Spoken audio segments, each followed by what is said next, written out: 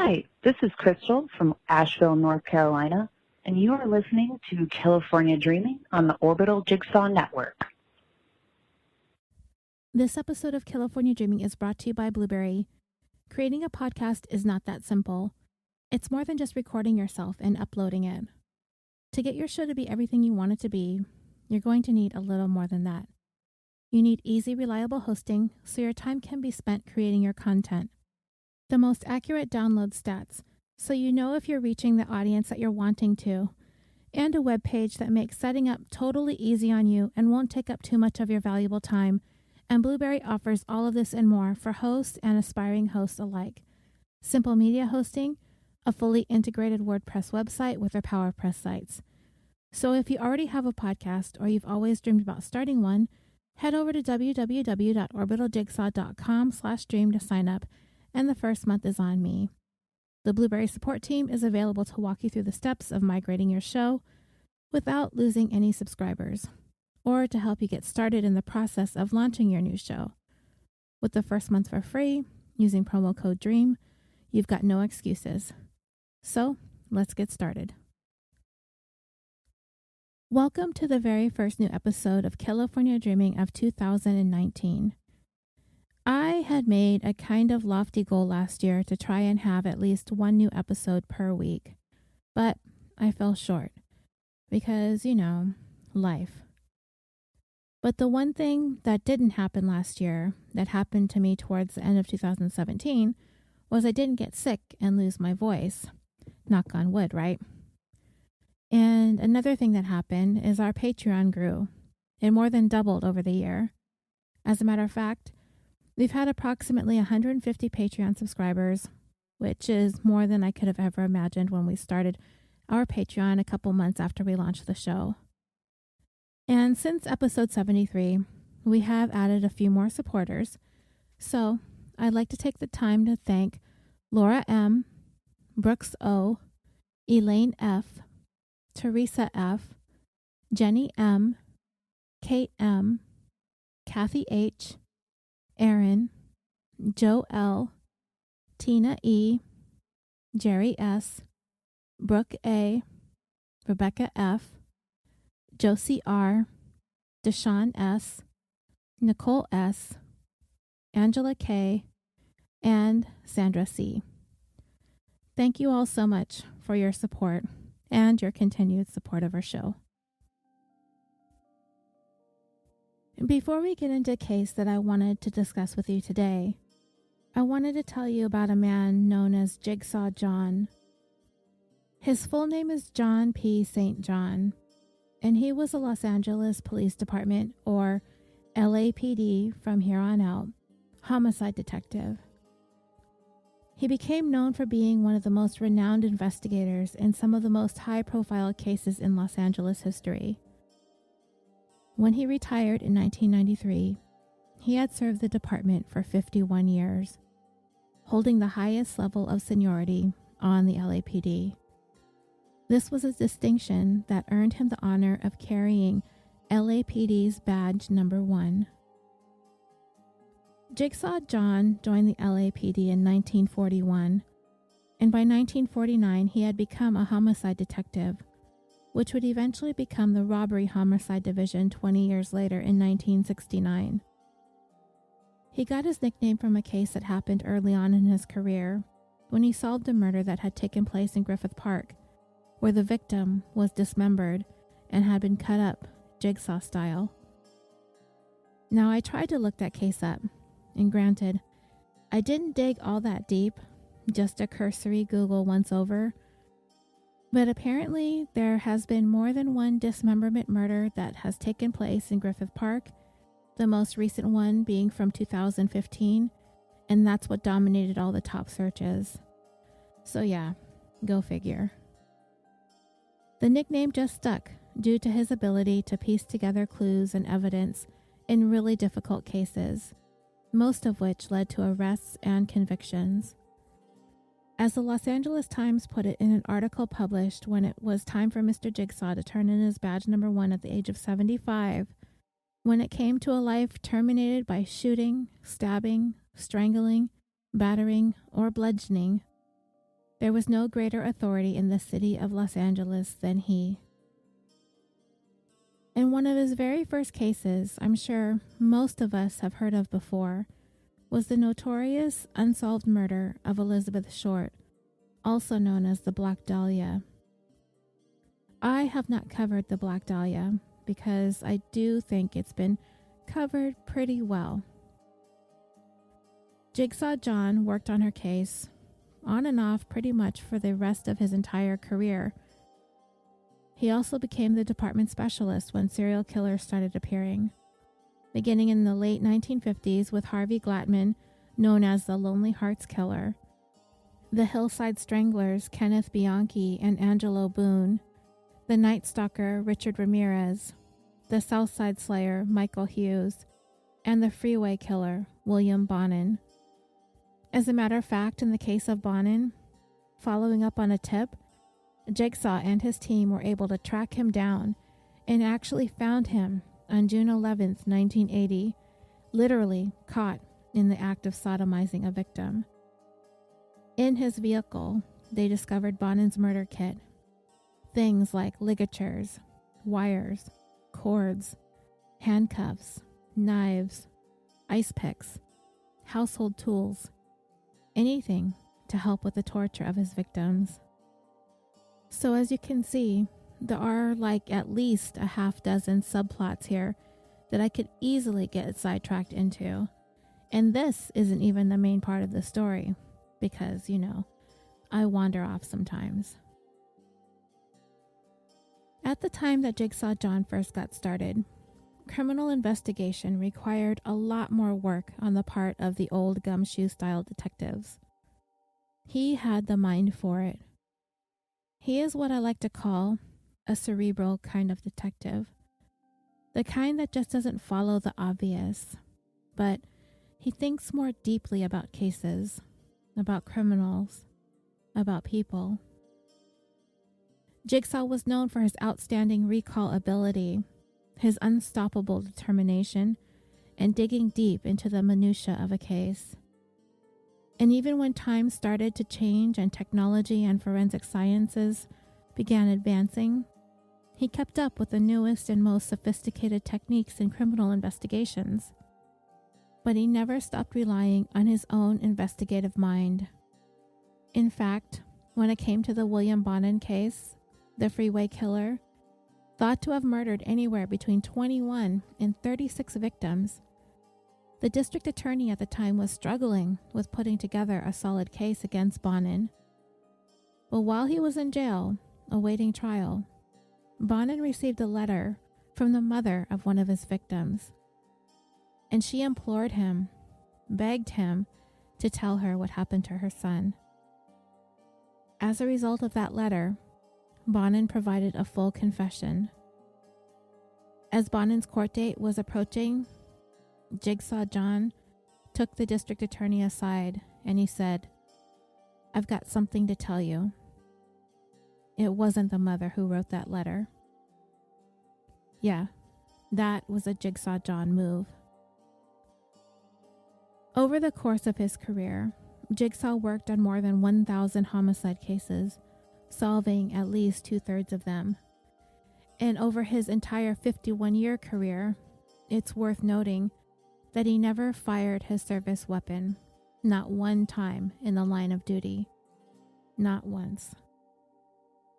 One case he worked on, which is known as the Onion Field murders, it is one that I actually stopped in the middle to start this story instead. He worked the murders of police officers, murders for hire, gangland murders, and drive-by shootings. And of course, the case that I'm going to talk to you about today.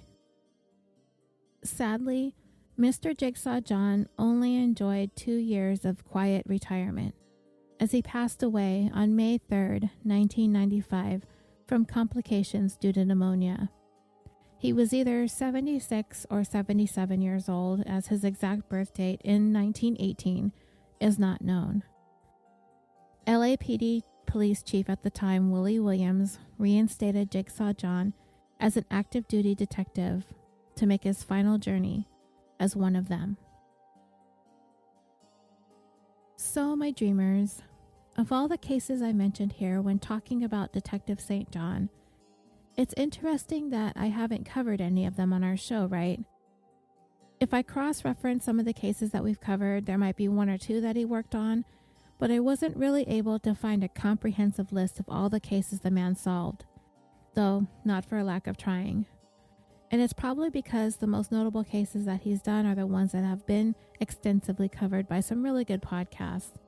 And he's also investigated several serial killers, which hasn't been a thing that we've delved into too much, as there's a lot of serial podcasts out there as well. But today's story I discovered and researched first, and it was then that I found out it was Jigsaw John who investigated the case. So I wanted to give a little bit of background on him first, as he was an integral figure in today's 74th episode of California Dreaming, the tale of the most corrupt cop in LA.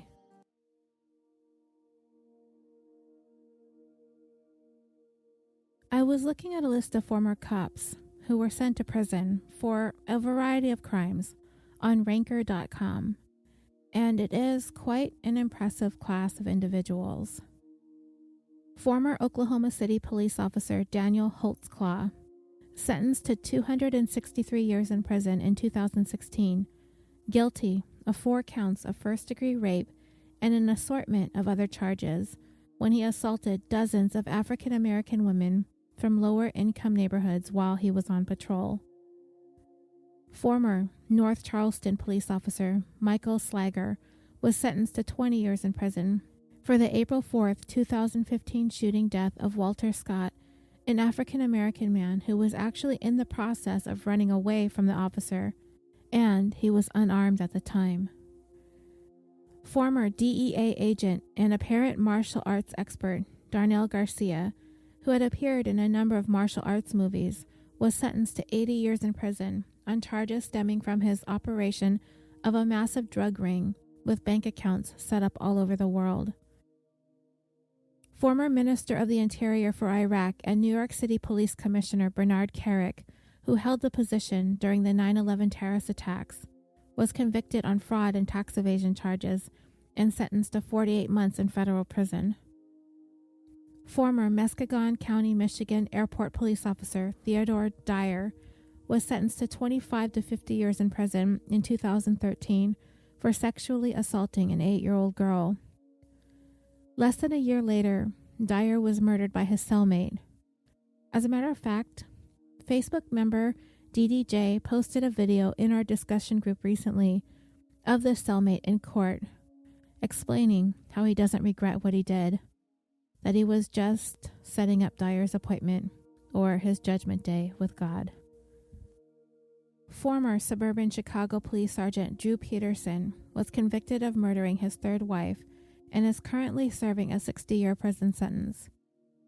This is a case that made lots of headlines at the time that Peterson's fourth wife went missing, which led to the reinvestigation of the death of his third wife, which had already been considered to have been an unfortunate bathtub accident. Former NYPD officer Jose Tejada was convicted in 2015 and sentenced to 18 years in prison for running an operation of thieves who robbed and assaulted drug dealers. Former Arapahoe County, Colorado Sheriff Patrick Sullivan, after having served the county for 3 decades, was convicted of possession of methamphetamines and solicitation and sentenced to 30 days in county jail.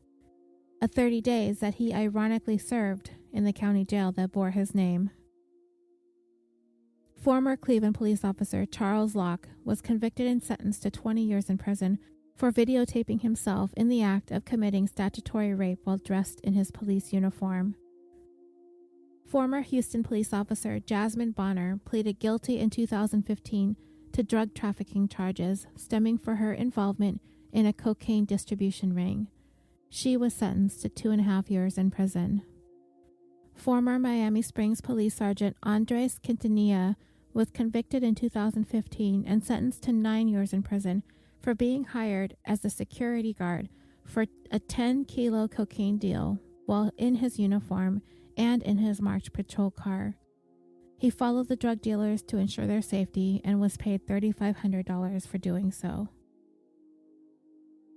And I'm certain there are several other former law enforcement officers that were or are in prison for various criminal activities. And I can think of a couple off the top of my head that we've heard on podcasts previously. But today, I'm going to tell you about one who has been in prison in California now for more than a quarter century for his crimes. His name? William Ernest Leasure.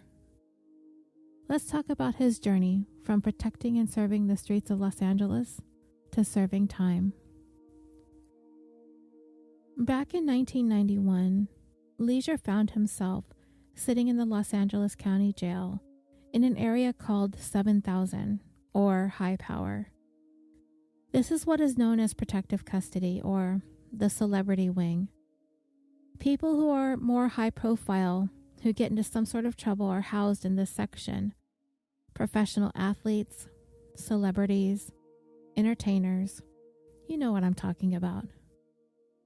And I don't often talk about this, but I have mentioned in the past that way back in a past life, when I first met the man who would eventually become the dad to my one and only child, I later found out that he had spent some time in prison for second-degree murder.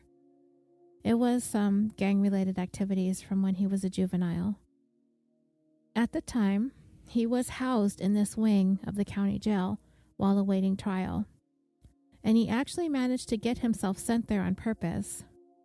And after he had told me about his time in the county jail, he used to talk about the celebrities that he was neighbors with. Well, I guess my dreamers might be a little bit curious, so maybe I'll tell you what happened since I brought it up. So my daughter's dad, I'm just going to call him Jay. She doesn't listen to the podcast, and I have recently told her all of this, well, most of it, now that she's an adult, so she would have some kind of clarity as to why her dad really wasn't around much. So, he was born in Mexico, and his mom came to the United States with him and his brothers around 1976 or 1977 when he was 2.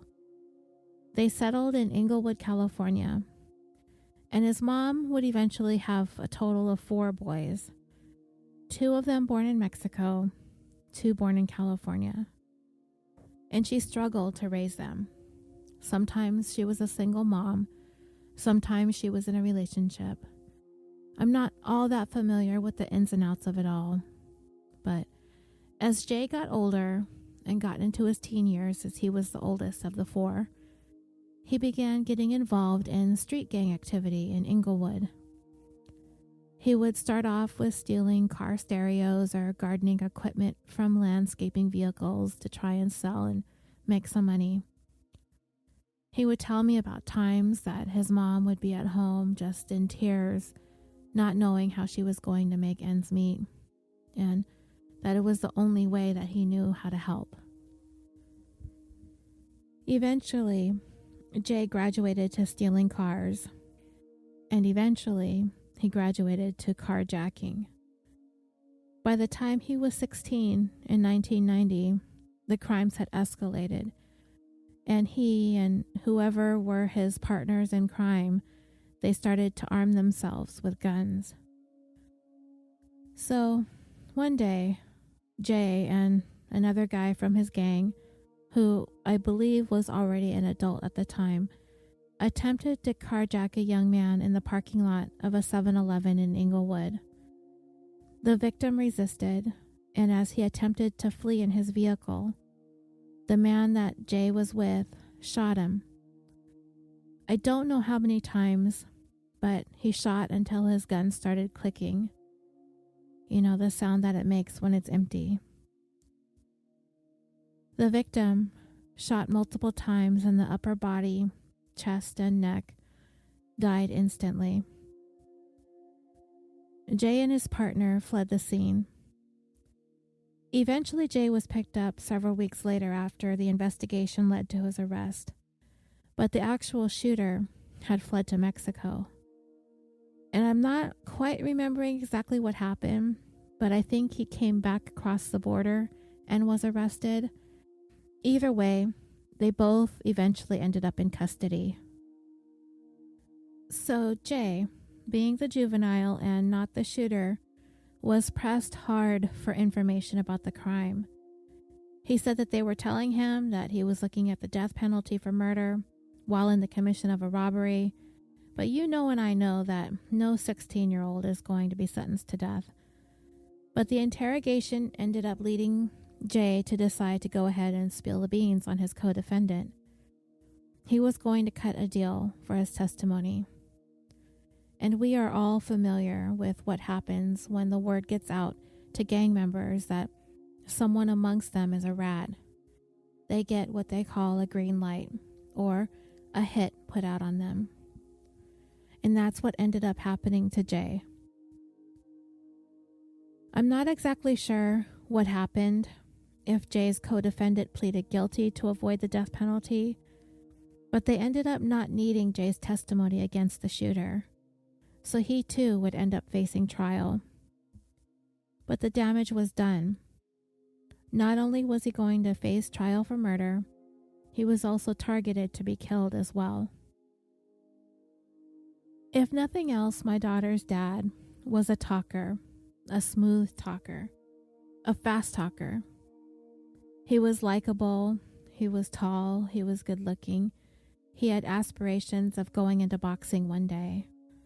And in all honesty, he was and is a very nice and sweet young man when I knew him. And I still know him, but I'll get to that in a little bit. So, when he was in the general population in the county jail, he found ways to get himself out of jams. At one point, he was sharing a cell with a couple of other inmates in the county, when one night, a knife came down the cell block. However it was that they quietly and covertly pass things down from cell to cell to cell until it reaches its destination. And the knife stopped at Jay's cell.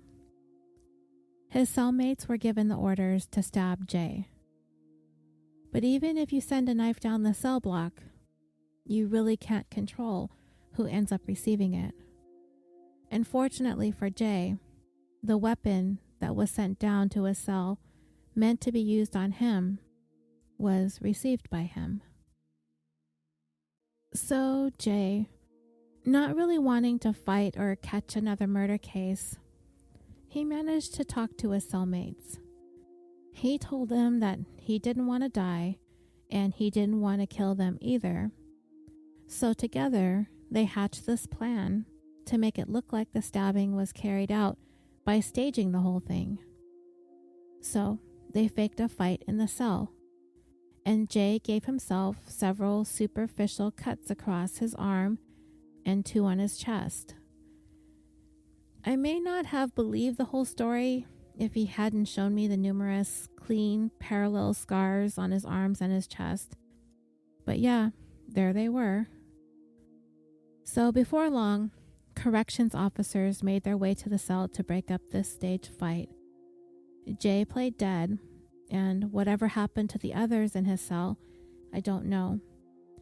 They carted him off to be treated for his injuries, and in doing so, everyone along the cell block was witness to him being taken away on a gurney, covered in blood, and playing dead. Because of this apparent attempt on Jay's life, and because of his gang affiliation, and the fact that he had this green light, when he was brought back to county, he was housed in the celebrity wing for the remaining time that he was awaiting trial. So, the people that he regularly saw while he was in there included the Menendez brothers, both of them. He used to talk about Lyle's toupee and how he didn't understand what the point of him wearing a wig in jail was all about. He used to talk about seeing Tupac Shakur on a regular basis, as well as O.J. Simpson. But his favorite celebrity was Rick James, who was in the cell next to Jay's. Rick would borrow Jay's lighter all the time, which I don't know if he's supposed to have that or not, but they would charge $1 a flick. And whenever he was asked by the others on the block to sing, Rick James would sing for them. Jay always said that was one of the best parts of that time. And there were very few that were, but listening to Rick James's voice was definitely a highlight. Anyway, Jay went on to have a bench trial. He decided to fight his case in front of a judge only, thinking that he would be able to beat this murder rap based on the fact that he didn't pull the trigger. But we all know now, of course, that isn't going to fly, because even if you're involved in a crime that's going on when the murder takes place, you're still responsible for the murder. He was convicted of second-degree murder and sentenced to 15 years to life. So, how is it that Jay was out by 1996? Because that was the year that I met him, and all I knew was that he was training to be a heavyweight fighter at the time, which of course, me being only 21, I thought was the coolest thing I'd ever heard, right? Next to being in a band or something stupid like that. Well, after he was convicted, he was sent to the youth authority in Norwalk, California. And Jay somehow managed to orchestrate an escape. Yeah, go figure, right? So he fixed up his bed with his books and his bed sheets, and he even put a set of headphones to make it look like he was listening to music in bed. And there was this kid in there who was doing the laundry job. And he knew that the large laundry bin was being pushed to a relatively unsecured area of the juvenile complex. So he managed to get into this laundry cart, and once it was parked in that unsecured room, and I don't know if the kid pushing the cart knew Jay was in it or not, but I assume that he did because it was probably pretty heavy. Jay waited for the shift change with the guards, and at that point, he made a run for it. He brought several blankets with him to put over the barbed wire fences surrounding the facility. And as luck would have it, it was also raining that night, and the electric fences were on the fritz. So when he went to jump the chain link, he wasn't shocked. I don't know how many barbed wire fences that he made it over, but he also showed me some of the scars that he got from getting caught up on some of the barbs as well. Most prominently was a huge cut on the back of his knee. So, on the streets of Norwalk, he somehow managed to flag down a passing motorist. Go figure again, right? Just his luck. And as it turned out, that driver was also an active gang member. Jay asked him for a ride, telling him that he just escaped from the youth authority, and this guy thought that was the coolest story that he'd ever heard, and offered to take him all the way to Inglewood. Jay ended up hiding out for about 3 weeks at the home of the father of his youngest brother. But there was one big, huge oversight that Jay made. He left behind in his cell his little phone book with all the numbers and addresses of people he wrote to and called. He was eventually tracked down at his brother's dad's house. And as a part of the investigation, they wanted to know every single detail as to how Jay escaped from the youth authority. And they pressed him hard for details. And not only that, he was facing an additional 3 years for the escape. Finally, Jay managed to somehow broker a deal with the investigators as he was approaching his 21st birthday and he was going to be transferred to an adult facility. And they told him, "Give us the details and we'll let you out on your 21st. So he took them up on the offer and he told them the whole story, and he insisted that nobody helped him, no other inmates, no other corrections officers. So when it was time for his release, he had already served 5 years, and they paroled him for the additional 10 years on the 15 to life, plus 3 more years tacked on for the escape, and he was out. Not too long after that, he walked into the store that I was working at the time. It was Payless Shoes, to be exact, and he asked me for my phone number, and the rest is history. And that, my dreamers, is how I'm familiar with the celebrity wing of the county jail. Unfortunately, through all of this, Jay developed a pretty serious drug addiction, and it's also something that I didn't know about right away. And we struggled through that for years, and it took its toll on our relationship. And I've explained to my daughter that her dad and I, we were really close, and he was like a best friend, and we cared for each other, and he cared for her very much as well. And it was just this addiction that took over. So when she was 7, he went back to jail here in California for, I think, stealing a car when he ran out of gas. He was on some kind of bender. And I believe he was sentenced to 10 years for that because this would be considered a second strike.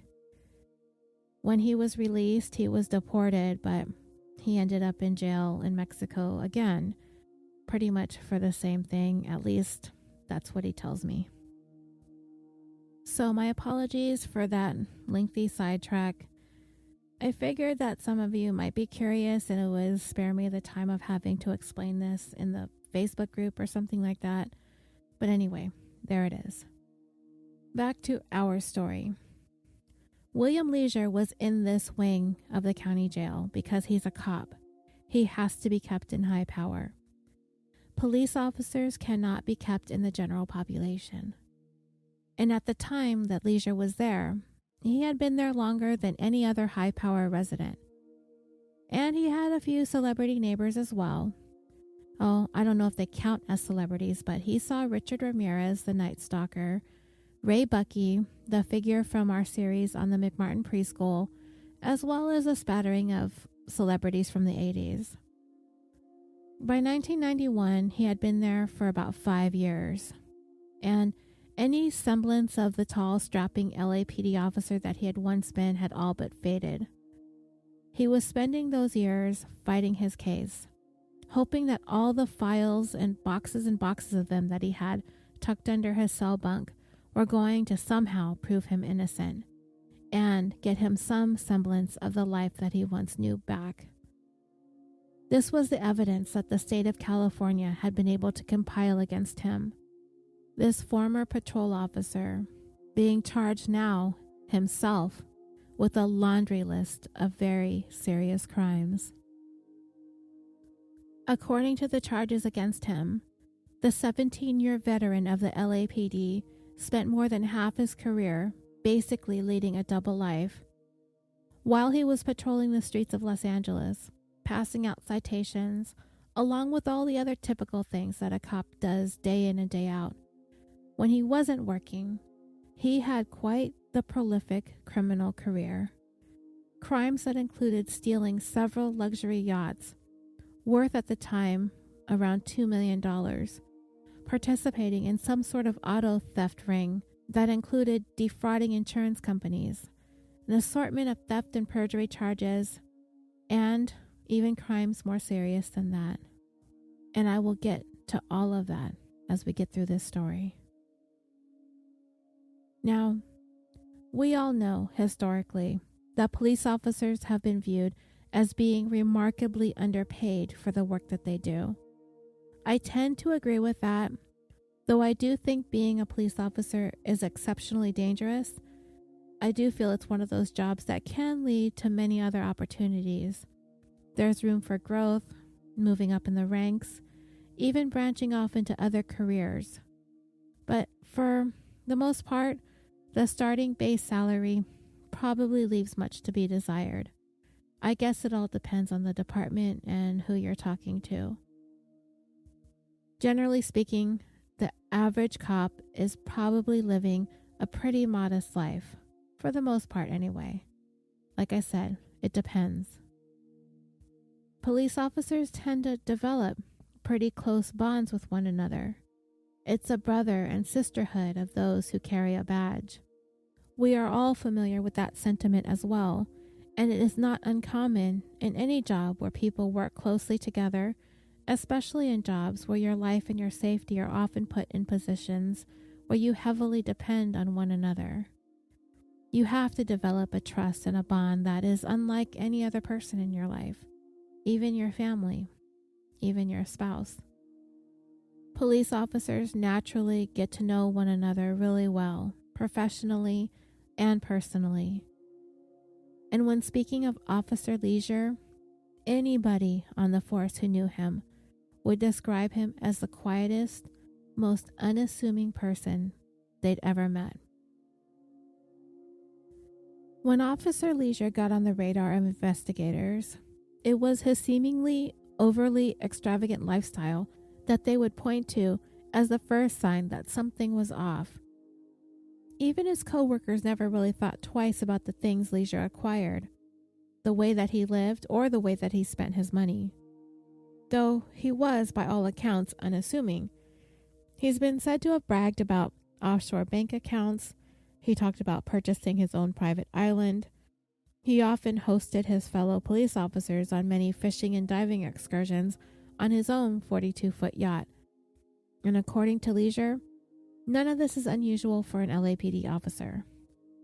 By the time he was arrested for his crimes that he was accused of, he was making a salary of $110,000 a year, which is pretty good for 1986, the year that he was taken into custody. That, along with the salary of his wife, which was apparently higher than his, as she, at the time, was a senior assistant city attorney. This is what afforded them all of these luxuries. Now, just my opinion, dreamers, I might be inclined to believe owning a yacht is plausible, even possibly having money saved in offshore accounts, but the plans to purchase a private island? Not so sure. Just out of curiosity, I looked up some people who happened to own their own private island, and this is what I came up with. So, according to an article in the Daily Beast, it was billionaire shipping magnate Aristotle Onassis who started the whole I own my own island thing in 1968. He married Jacqueline Kennedy on an island he owned named Skorpios, located on the Ionian Sea.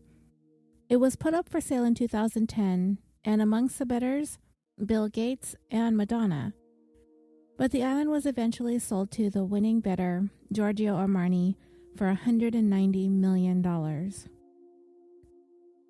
British tycoon and founder of the Virgin Group, Sir Richard Branson, purchased Necker Island in the Caribbean in 1978 for $293 million, to which he added a $10 million resort where he hung out with his good friends like Princess Diana and Steven Spielberg.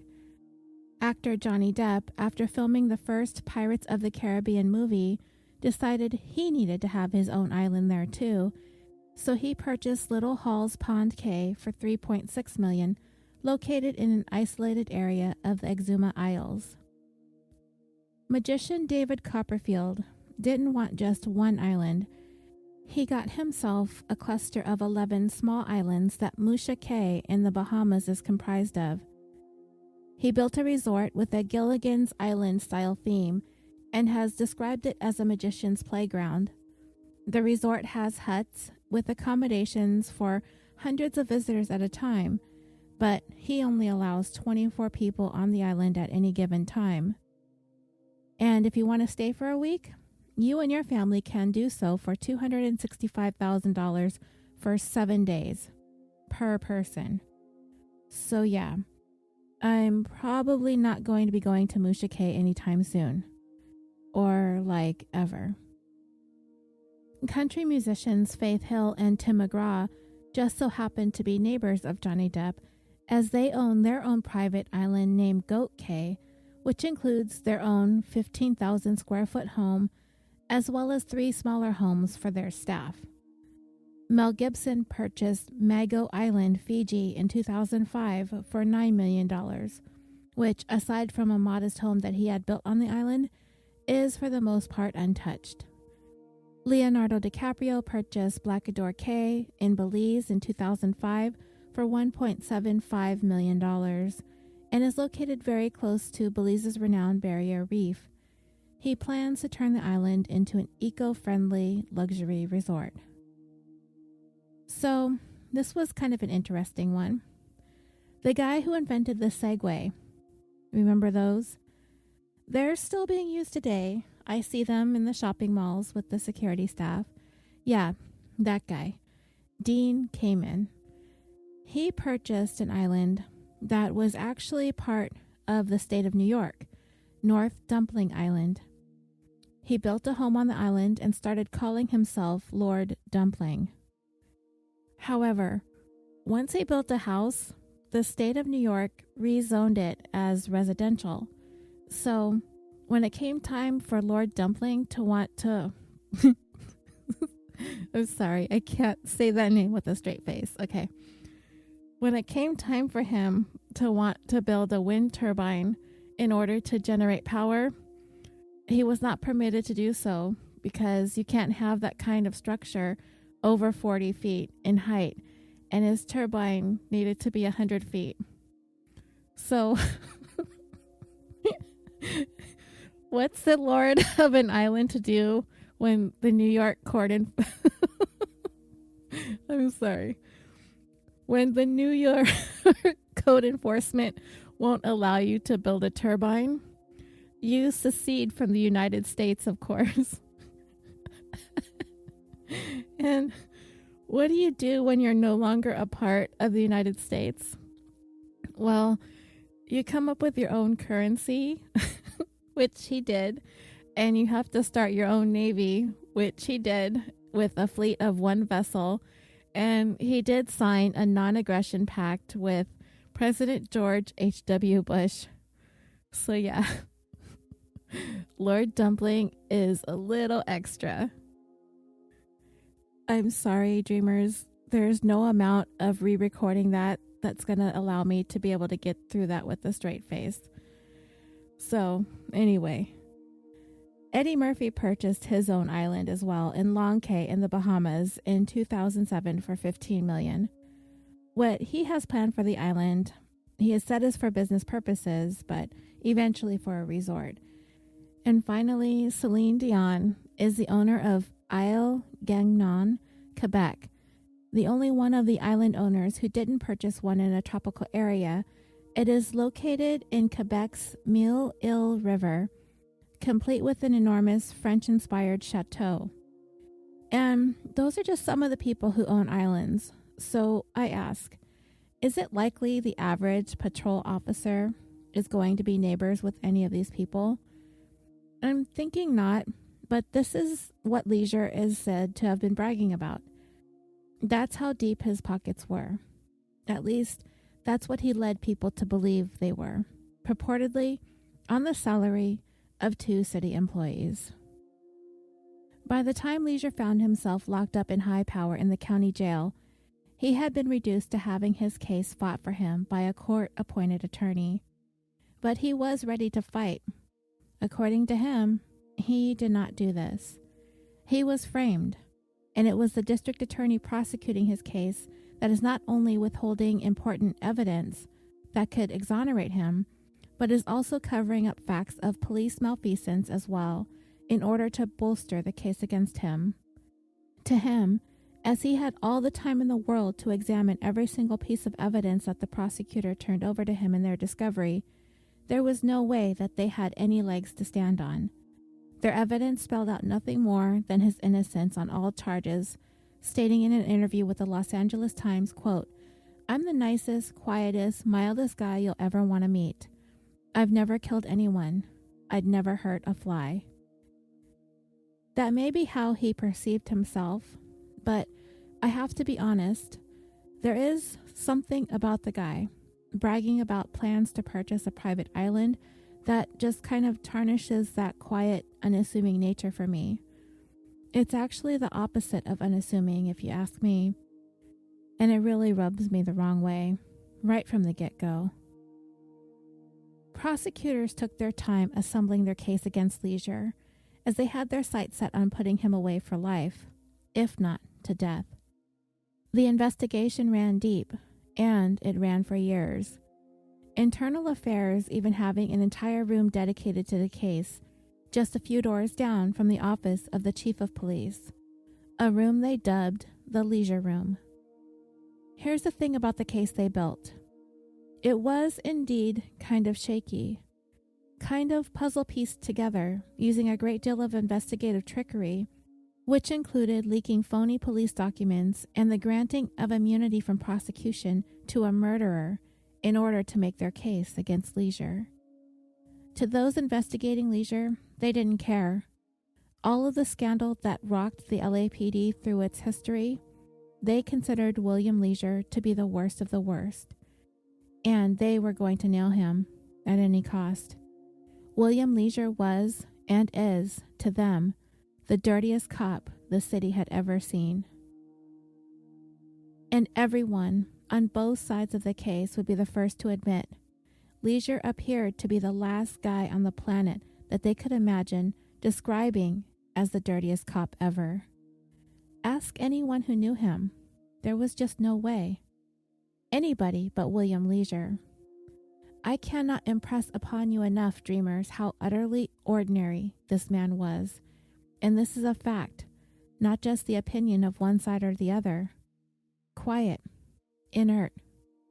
A criminal? A murderer? No way. And this fact, the modest, humble disposition of this officer accused of the worst kind of betrayal by someone sworn to protect and serve, this was going to be the linchpin of Leasure's case. He would dare any jury to take one look at his impeccable record as an officer. Never fired a shot from his weapon in the line of duty. Never chalked up one single instance of any use of force. A pristine record as an officer. This is the record of an innocent person, he says. Not so, according to the prosecutor. This is Leasure's smoke and mirrors. One must wear this veil of normalcy. One must keep up with the status quo in order to conduct himself in the manner in which he did, to stay behind the facade he created. And it would take 5 years for the case to finally be brought to trial, wrought with all sorts of delays. The first being all of Leasure's co-conspirators needed to be taken to trial first. They wanted to nail Leasure to the wall, but in order to be able to put a bow on that case, they needed to check off all the small guys first, and they needed to cross their T's and dot their I's. Leasure's attorneys, of course, they all had their other caseloads, their life situations, stuff like that. So it was going to be one continuance after another. And it's understandable to be flexible like that. The defendant must receive his fair trial. Otherwise, there will be all kinds of grounds for appeals and the potential for any convictions to be tossed out in the future. So it takes time and it takes patience, no matter how badly the prosecutors wanted to get this guy.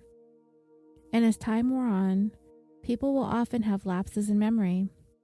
Sometimes witnesses die. And one important witness, a man convicted of hiring Leasure to kill his wife, backed out of the deal that he made to testify against Leasure. Leasure would go on trial in the spring of 1991, but the jury hung 10-2 for conviction. For them, this case was filled with too many unanswered questions and too many uncertainties. William Leasure would be tried again, however. So where did this all start? Well, it began with a friend and a boat. A yacht, actually, named the La Vida. The skipper of the boat was a man named Robert Coons. On May 29, 1986, Coons had sailed into the Marina Bay Yacht Harbor located in Richmond, California, a little bit north of San Francisco. With him was his good friend, Officer William Leasure. As they pulled into their slip and slowed down, Leasure disembarked from the deck to secure the mooring lines. What neither Leasure nor Coons knew at the time was this was sort of a snare that they had just got caught up in. This was set up for Coons. He was the target. But Leasure got caught up nonetheless. You see, Coons was a bank robber who happened to be on parole at the time. And Leasure became friends with him, having met him through his sister, who, just like Leasure's wife, was a city prosecutor. The four of them, Coons, his sister, Leasure and his wife had gone sailing on a day trip to Catalina about 8 years earlier, in the late 1970s, and the men became fast friends. Leasure and Coons grew to become the best of friends, and they went on many excursions on Coons' boat, sailing, diving, pleasure trips whenever they had the chance.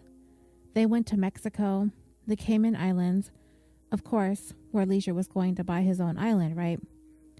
Leasure even greased the wheels with Coons' parole officers so that they could make these international jaunts, promising that Coons would come back to the United States safe and sound. Now, dreamers, maybe it's just me, but I'm not really sure I've ever heard of a situation where an officer of the law became BFFs with a convicted bank robber. I mean, I don't know. Right away, it strikes me as a relationship of convenience.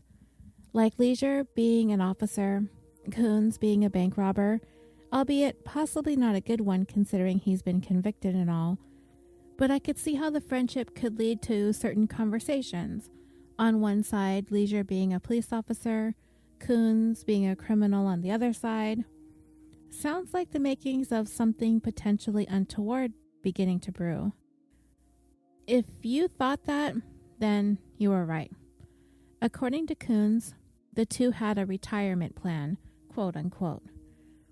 So I'm assuming this is where the private island plan comes into play. They, at some point during their friendship, had blossomed into more than friends. They became partners in crime. Coons called it the business. And what exactly is this business that the partners were in? Yacht thieving. The two of them, according to Coons, stole at least a dozen yachts.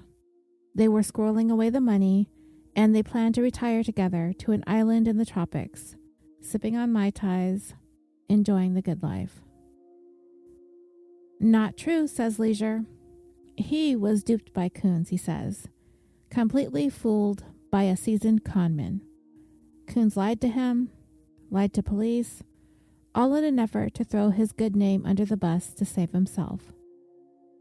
Is it possible for an experienced veteran police officer to be so easily conned by a man who he knows is a convicted felon? Yeah, it's possible, but I don't think it's likely. If an officer values his or her career, then I'm thinking being best friends with a guy like Coons is something that's not likely to happen. It's not unheard of, I'm sure, unless the police officer's moral compass is off as well, because even if Coons is the one who's committing all of these crimes, isn't Leasure obligated to take action if something shady or illegal is going on? Unless that cop is dirty. And you've probably figured out by now that this is probably the case. But Leasure would deny any involvement with his friend's illegal activities. He's just that kind of guy who doesn't hold anybody's past against them, stating, quote, "One of my character flaws is I tend to see the good in people instead of the bad. And look where it's got me." At the time this case began back in 1986, Coons was pretty well known by the locals in Newport Beach, California. By trade, he did boat maintenance, as well as captaining of yachts. He'd sail for the very wealthy crowd who had their yachts moored in Newport Harbor.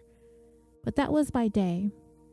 At night, he would sneak into the Marina, which, of course, he had full access to and was very, very familiar with. And not just in Newport, but in other area harbors as well. And he would just steal those very yachts that he had been skippering around in the day or so previously. And then with fake IDs, aliases, and doctored up registrations, he would sell those yachts to unsuspecting buyers for anywhere between $100,000 and $200,000. According to Coons, over a 5-year period between 1981 and 1986, he estimated that he made about $500,000. So how was it that investigators were waiting for Coons when he arrived in the Marina Bay Yacht Harbor in Richmond with the La Vida? Well, a couple of months earlier, Coons had made the same exact trip in another yacht called the Caruba. The Oakland Police Department just happened upon the Caruba, discovered that it had been stolen, and were able to seize it. and it just so happened to be only a week prior to Coons and Leasure pulling up in the La Vida. So knowing that stolen yachts were being sailed from Southern California to Northern California for sale, they had the Marina under surveillance. And they knew that the La Vida was on its way, and they were waiting for it when it pulled into moor. What they didn't know was that LAPD officer William Leasure would be on board. It was quite a surprise for everyone involved. Leasure was brought in for an interrogation. I mean, he was sailing on a stolen yacht with a known convicted felon, and this would not look good for any police officer. Of course, he denied any knowledge or involvement in any sort of yacht stealing scheme. He is an innocent member of the yacht's crew. His friend is the skipper of the boat. He had no idea. He was just doing Coons a favor, helping him sail the thing. In his written statement at the time, Leasure wrote, "My wife and I make a good living. I don't need to deal in stolen property to support myself, and I don't." But right off the bat, investigators were noting inconsistencies in Leasure's stories. For one, in his statement, Leasure said he got on the yacht in Long Beach, California, and it was Coons and another crew person named Gino who picked him up. But when Gino was questioned by investigators, he had another story, that all three of them boarded the yacht together in San Diego. They did not stop in Long Beach to pick up Leasure. And the reason why this detail is so vital is because investigators were able to ascertain that the yacht had been stolen from a marina in San Diego. This detail would place William Leasure at the scene of the crime, the place where the yacht had been stolen from. That he not only had knowledge of the criminal activity and intent, but took part in it as well.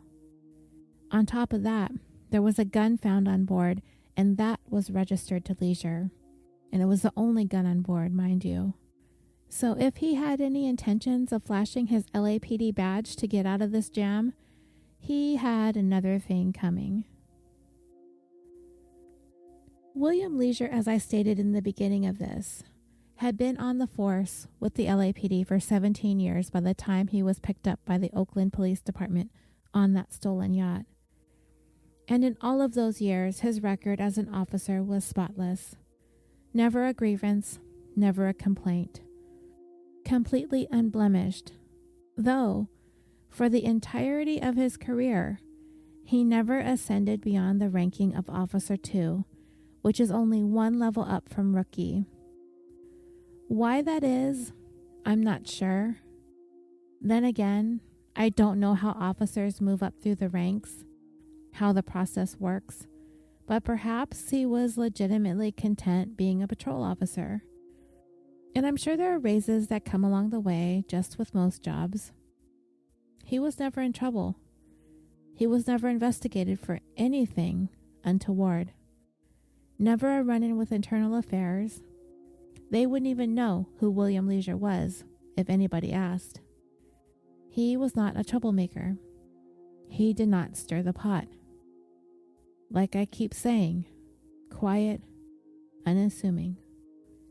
However, within a matter of less than 24 hours of Leasure's arrest by the Oakland Police Department, Internal Affairs got to know him well, very well.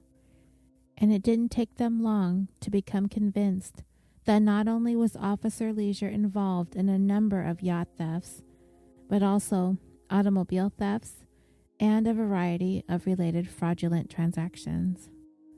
What's more, Internal Affairs was also certain that other LAPD officers were involved as well. They assembled a task force, and the dedicated room set aside to organize the case against William Leasure was set up at the LAPD headquarters. So, why the suspicion of other officers that may be involved? Why did that come up? Well, the investigation uncovered the fact that Leasure co-owned a yacht with another police officer named Ralph Gerard. And this yacht was definitely stolen. And it was purchased from none other than Leasure's BFF, Robert Coons. And once investigators had a chance to serve not one, not 2, but 3 search warrants at Officer Leasure's home in a really nice neighborhood in Northridge, California. Some super damaging stuff was uncovered. Once they were able to get through the virtual junkyard that was supposed to have been Leasure's backyard. According to a 1991 article in the LA Times on this case, his yard was described as follows, quote, "A bewildering hodgepodge of possessions in a large backyard. A look that suggested less master criminal than Sanford and Son. There was the sagging fuselage of a World War II training plane, its wings detached and stacked next to the cockpit. Partially cannibalized car bodies, engines, and other mechanical parts littered the yard, along with several Corvettes, Leasure's vintage Jeep, his Chevy Love pickup truck, his wife's Mercedes, and other vehicles that came and went as Leasure traded, bought, sold, and rebuilt cars, one of his passions. He also had an African pygmy goat that roamed around the yard as well, and a collection of more than 40 rifles, shotguns, handguns, automatic weapons, all found inside, not to mention some illegal silencers as well.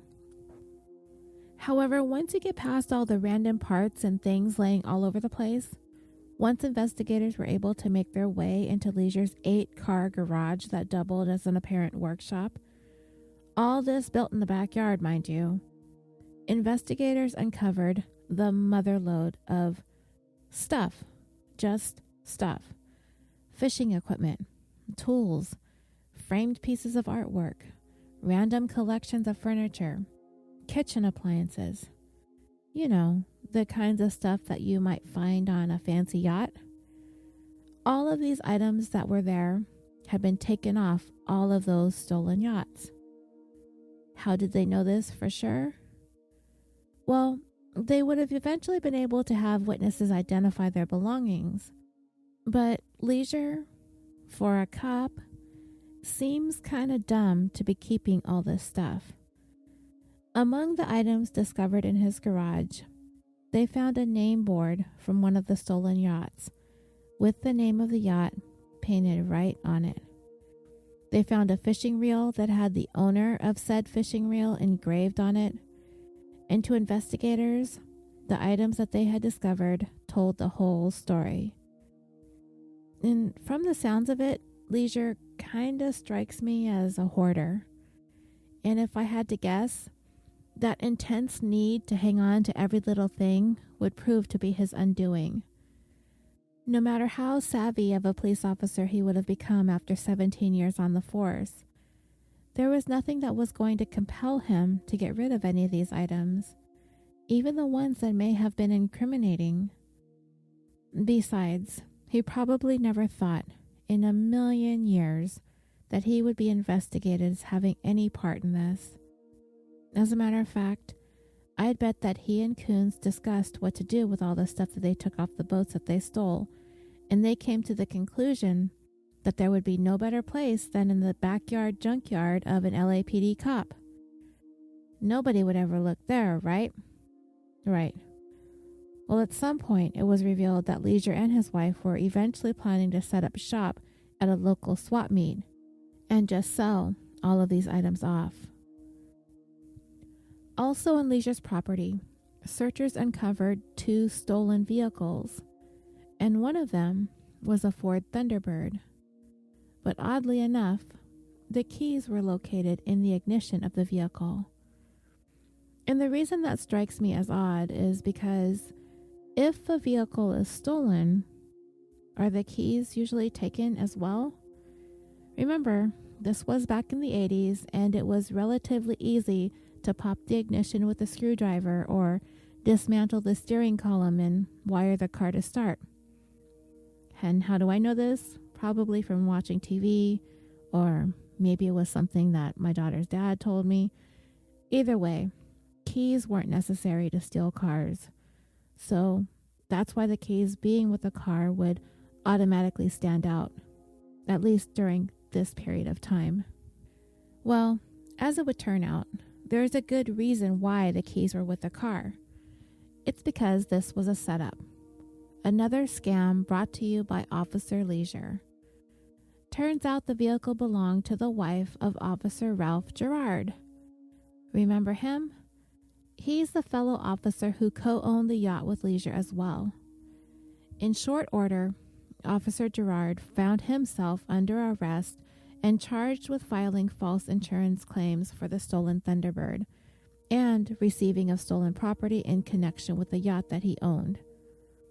Pretty soon, any officer in the department who was known to have any kind of relationship with Leasure was under investigation.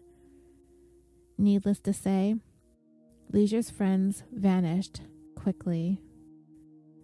In the end, Ralph Gerard was only convicted of 2 counts of insurance fraud. He was acquitted on the charges of receiving stolen property in regards to the yacht. He received 5 years of probation, but the harsher penalty was that he was fired from the force. So, career over. The charges against Coons and Leasure stacked up quickly. They were facing separate cases in both Los Angeles and Contra Costa counties, accused of stealing a total of 10 yachts, though they are suspected of stealing more than that. Their bail was set at $1 million. Of course, word of Leasure's arrest up in Oakland traveled very quickly back down to Los Angeles. When Leasure's sergeant, a man named Jim Berg, caught wind of this, he was in complete disbelief. No way. There is no way that the Bill Leasure he knows is involved in this, and he was willing to bet that this was all some sort of elaborate undercover thing that the department was conducting in order to investigate something going on inside the county jail. Some sort of super secret operation that's so classified, even his commanding officer knows nothing of it. If this was the case, if the things that they were accusing Leasure of were true, then Berg was ready to hang it all up. This just could not be a thing. Not the man that he knew. And this utter disbelief was the general consensus of everyone who knew and worked with Bill Leasure. Remember, at this time, Los Angeles, the second largest city in the United States, was plagued with violent crime, gang activity, drugs. So LAPD officers were hardened by the job. They'd seen the worst of the worst of the worst when it came to crime, and there was just no way that William Leasure, one of them, was associated with this kind of activity. Nobody who knew Leasure would be caught saying, "I knew this guy was dirty." Not a one. And what's more, those who worked with Leasure so strongly believed in his innocence, when asked, they would say investigators were dead wrong. They had the wrong guy, and they needed to go back to the drawing board, get back to their notes, and take another look. Unless, of course, they were in on it with him. Either side, for the most part, everyone remained hush-hush after the initial shock of all of this wore off. I cannot emphasize enough how seemingly docile and meek William Leasure was considered to be amongst his fellow officers. Everyone who knew him liked the guy, though he did not seem to form any real close relationships to anyone in particular, which may or may not have seemed odd. I can't say for sure because I don't know, but it seems like working so closely with others like this, often in stressful situations, it seems like bonds would form, but not with Leasure. Officers themselves would say cops are usually, by and large, relatively social, outgoing, and friendly people, but Leasure was different. He mostly kept to himself. He was shy, and this was atypical for most of his colleagues. He never complained.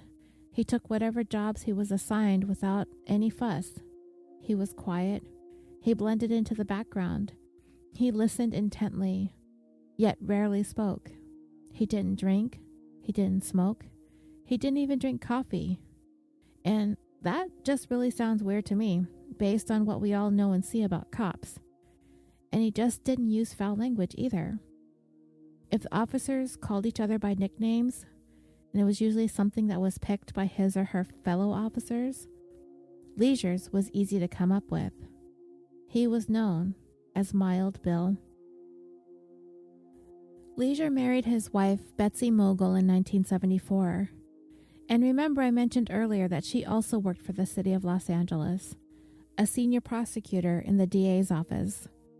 In 1985, Mogul ran for office herself for the job of city attorney, now known as district attorney. But she ended up withdrawing from the election, instead choosing to support her opponent, James Hahn, who would end up winning the election for the office. By all accounts, Mogul was a sharp woman, a brilliant prosecutor, dynamic and influential. She was hard-hitting, and she didn't put up with any sort of BS. So when it came to light that her husband, he himself, would be involved in this type of criminal activity, that he was being accused of all of this stuff, all this did was add another layer of complete and utter disbelief.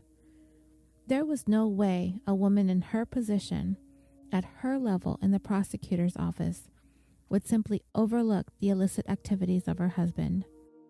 Not with her consent, not in her home. The allegations that were being brought against William Leasure just did not seem to fit the profile of the officer that he had demonstrated himself to be over his 17-year career. He had never found himself in a situation while in the line of duty where he needed to discharge his weapon, not once. His personal records, among his various reports, also included a number of letters from the citizens of the communities in which he patrolled that reflected a deep satisfaction and appreciation for his conduct and his performance in their personal experiences and encounters with him. And this would stem from him being seemingly hesitant to give out citations to drivers committing infractions or moving violations. He was known to let people off with warnings, of course with the standard lecture of needing to drive safely and all that stuff. I mean, where was this cop when I'm getting pulled over, right? And all of this made him very well liked in the community. But others on the force did not see this as necessarily being a positive trait in an officer. This seemed to be sort of lazy policing of the streets. Some would call him a slacker. And even his sergeant, Jim Berg, would admit that he even thought that there were times that Leasure would skirt some of his duties, evade radio calls, and just not really living up to the standards of excellence expected of his job. And this, it seems to me, would explain why Leasure never made it past the ranking of Officer 2. After 17 years, you'd think most cops were not only one step above rookie. From what I read in my research, it did not seem that being a police officer was a passion or any kind of lifelong childhood dream come true for William Leasure. It came with a level of uncertainty and a disjointed vision for his future, from what I can glean from his background. He had served in the United States Marine Corps, having left his hometown of Wayne, Michigan, to be stationed in Camp Pendleton, California, which, incidentally, dreamers, is essentially how my family ended up in California as well. When my dad joined the Navy in 1946, he left his hometown of Detroit, Michigan, also having been stationed in Camp Pendleton. So Leasure was discharged from the Marines in 1970 after having gone on an extended tour in Vietnam. But during this time, he really didn't pick up any real skills that could help him acclimate back into civilian life.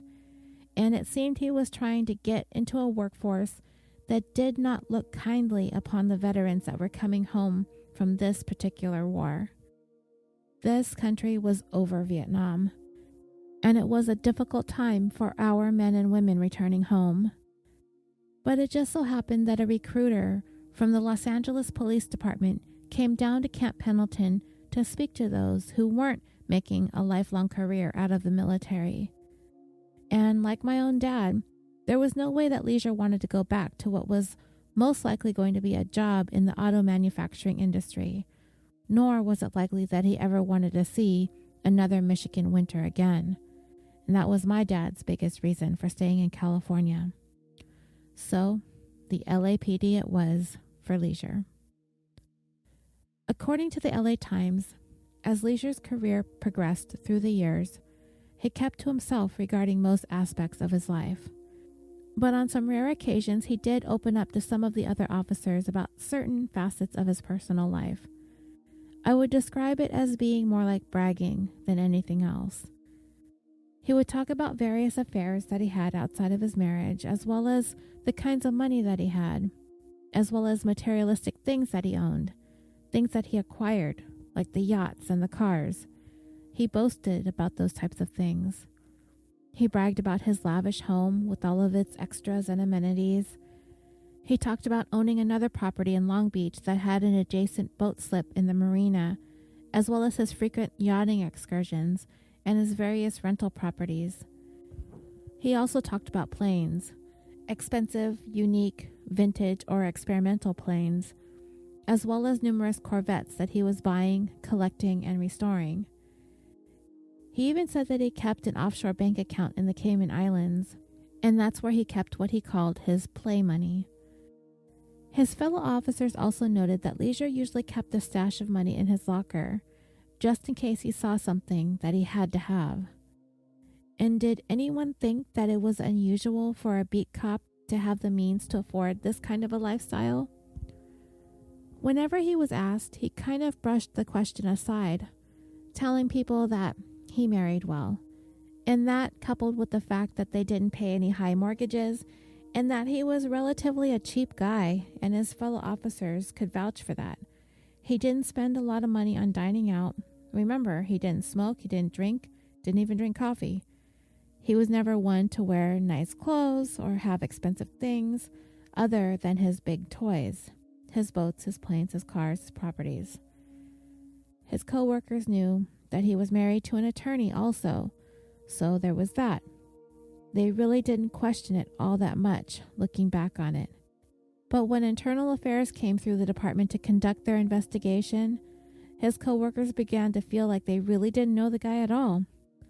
They pegged him as the type of man who would be a lifelong underachiever, due to the fact that he never aspired to move up in the ranks, while at the same time living some sort of double life with the cover of an average, mediocre guy in order to blend in, to not raise any red flags or suspicions. But underneath the surface, he harbored feelings of resentment and bitterness about it, even possibly experiencing bouts of frustration and rage. And the manner in which he channeled all of this was to engage in these outrageous, intricate, multifaceted subversions in order to prove to himself and to everyone else that he wasn't just a nobody. And then, nobody who knew Mild Bill really thought this about him. They had all seen this sort of thing happen before, but it would not be amongst them. It would be the cops that were out there doing the big bus, working the huge cases with lots of money or drugs that once in a while was too tempting for the cops to pass up. Those are the cops that take the chance. The ones that see the potential of getting away with a whole lot of money with very little risk and being able to do so behind the protection of the badge. But William Leasure? No way. As a matter of fact, his colleagues were more willing to believe that Leasure himself was just another victim of his so-called friends. They were the ones that would have been behind all of this nonsense, and they used Leasure, conned him into storing those stolen goods in his garage. They knew his friend Coons was a shady character, and they also knew that he had a friend named Dennis France, who was also as crooked as Coons, if not more so. And remember this name, Dennis France. He plays a big role in the remainder of this story. They knew him because Leasure talked about him. He talked about some deals that he made with France for some guns. And Leasure, on several occasions, would take France on these so-called ride-alongs in his patrol car, which he needed to go through certain channels in order to obtain authorization, which he did not. And despite all of this, there was just no way that they would believe that he was a criminal mastermind. They'd sooner believed he owned a vacation home on Mars. After a months-long investigation, prosecutors believed that they had a pretty strong case against Leasure for the yacht thievery. But Leasure's department, the one for which he had served 17 dedicated years, needed to hear more about this whole convoluted story for themselves. In August of 1986, two LAPD investigators asked Dennis Frantz to meet with them to discuss what he knew, as they believed him to be in on everything, an accomplice of Leasure's.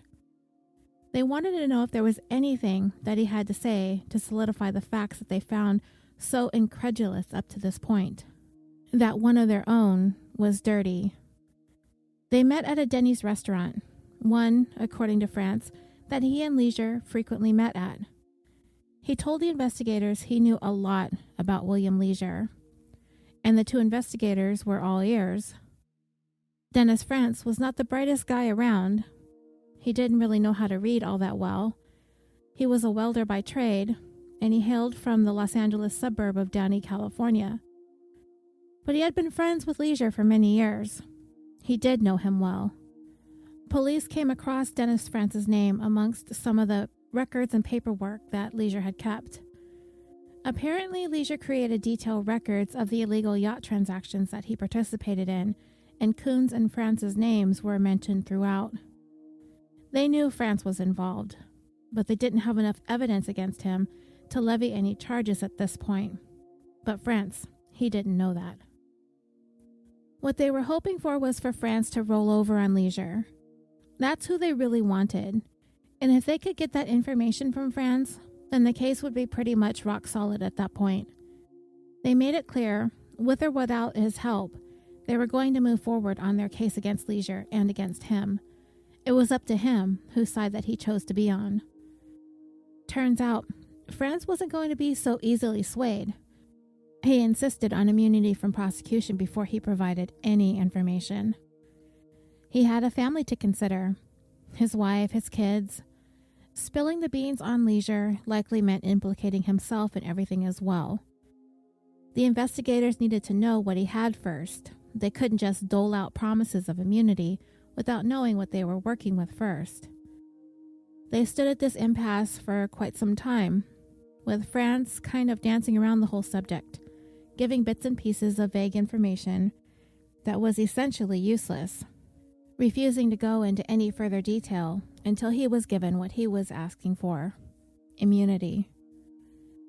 At one point during the conversation, Frantz proposed a hypothetical situation that the investigators found sort of bizarre. According to the Los Angeles Times, this is what he said.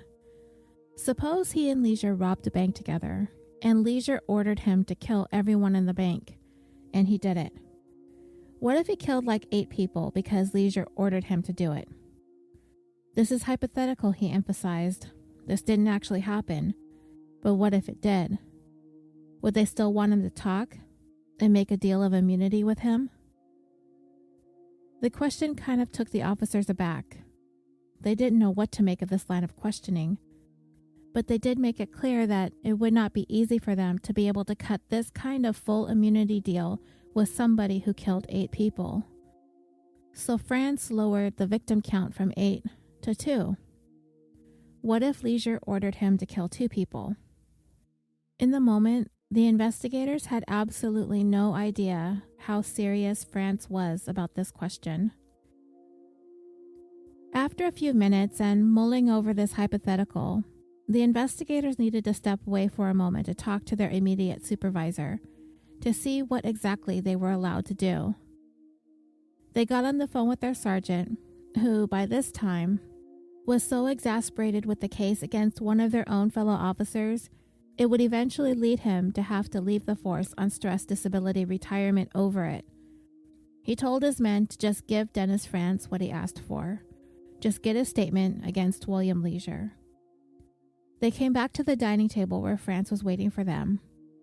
They asked him if he would accompany them to the criminal courts building in downtown Los Angeles. If they were going to do this, they needed to go to the office of the assistant district attorney, who is specifically assigned to cases like this, the Special Investigations Division. It's there where they prosecute corrupt government employees, elected officials, and, in the case of William Leasure, dirty cops. When they arrived, the assistant DA met with Frantz to let him know If he provided them with truthful information, he would not be prosecuted for anything related to the case against Leasure. Just to make sure, France asked, "So, whatever I say, you can't use against me?" He was assured, yes, nothing will be used against him, as long as he tells the whole truth. So with that shield of protection guaranteed to him, France settled in and breathed in deeply as the officers readied their pencils and pads to begin scrawling down all of their notes. They were chomping at the bit. They could hardly wait to hear the whole story about the yacht thefts, the fraudulent sales, everything Leasure had done, from someone who was right there with him on the inside, helping him. Investigators immediately filled with horrifying regret as soon as the first words came spilling out of Dennis France. "I killed 2 people for Bill Leasure, and I drove the car on the 3rd hit." He made this pronouncement with a level of calm that was utterly chilling. The investigators and the district attorney, they remained in stunned silence at the declaration France had just made. They had just granted full immunity from prosecution to a murderer, and it was a done deal that could not be undone. They were waiting for all the stories of stealing yachts from the wealthy and selling them for exorbitant amounts of money. Yet instead, they got this. Something far more serious. Something that completely blindsided the investigators. They were completely gobsmacked. And what's worse, France himself had dropped the biggest hint of all in his proposed hypothetical when he asked what if he killed 8 people for Leasure? What if it were 2? That went right over the investigators' heads. Where could they possibly go from here? Well, the only thing they could do now was nail William Leasure.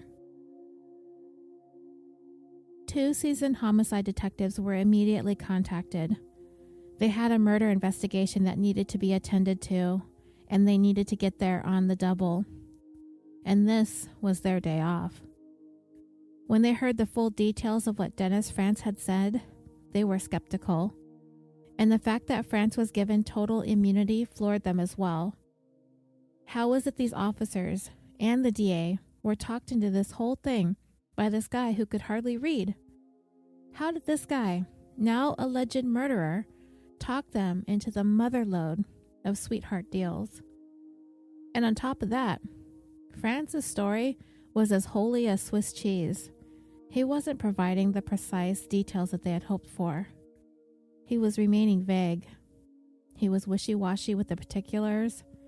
He couldn't even provide the names of the individuals who were murdered, nor the dates that the murders took place. And on top of that, his story was riddled with contradictions and incongruities. And it wasn't small, insignificant minutia. It was big stuff like how much he was paid by Leasure to commit these murders.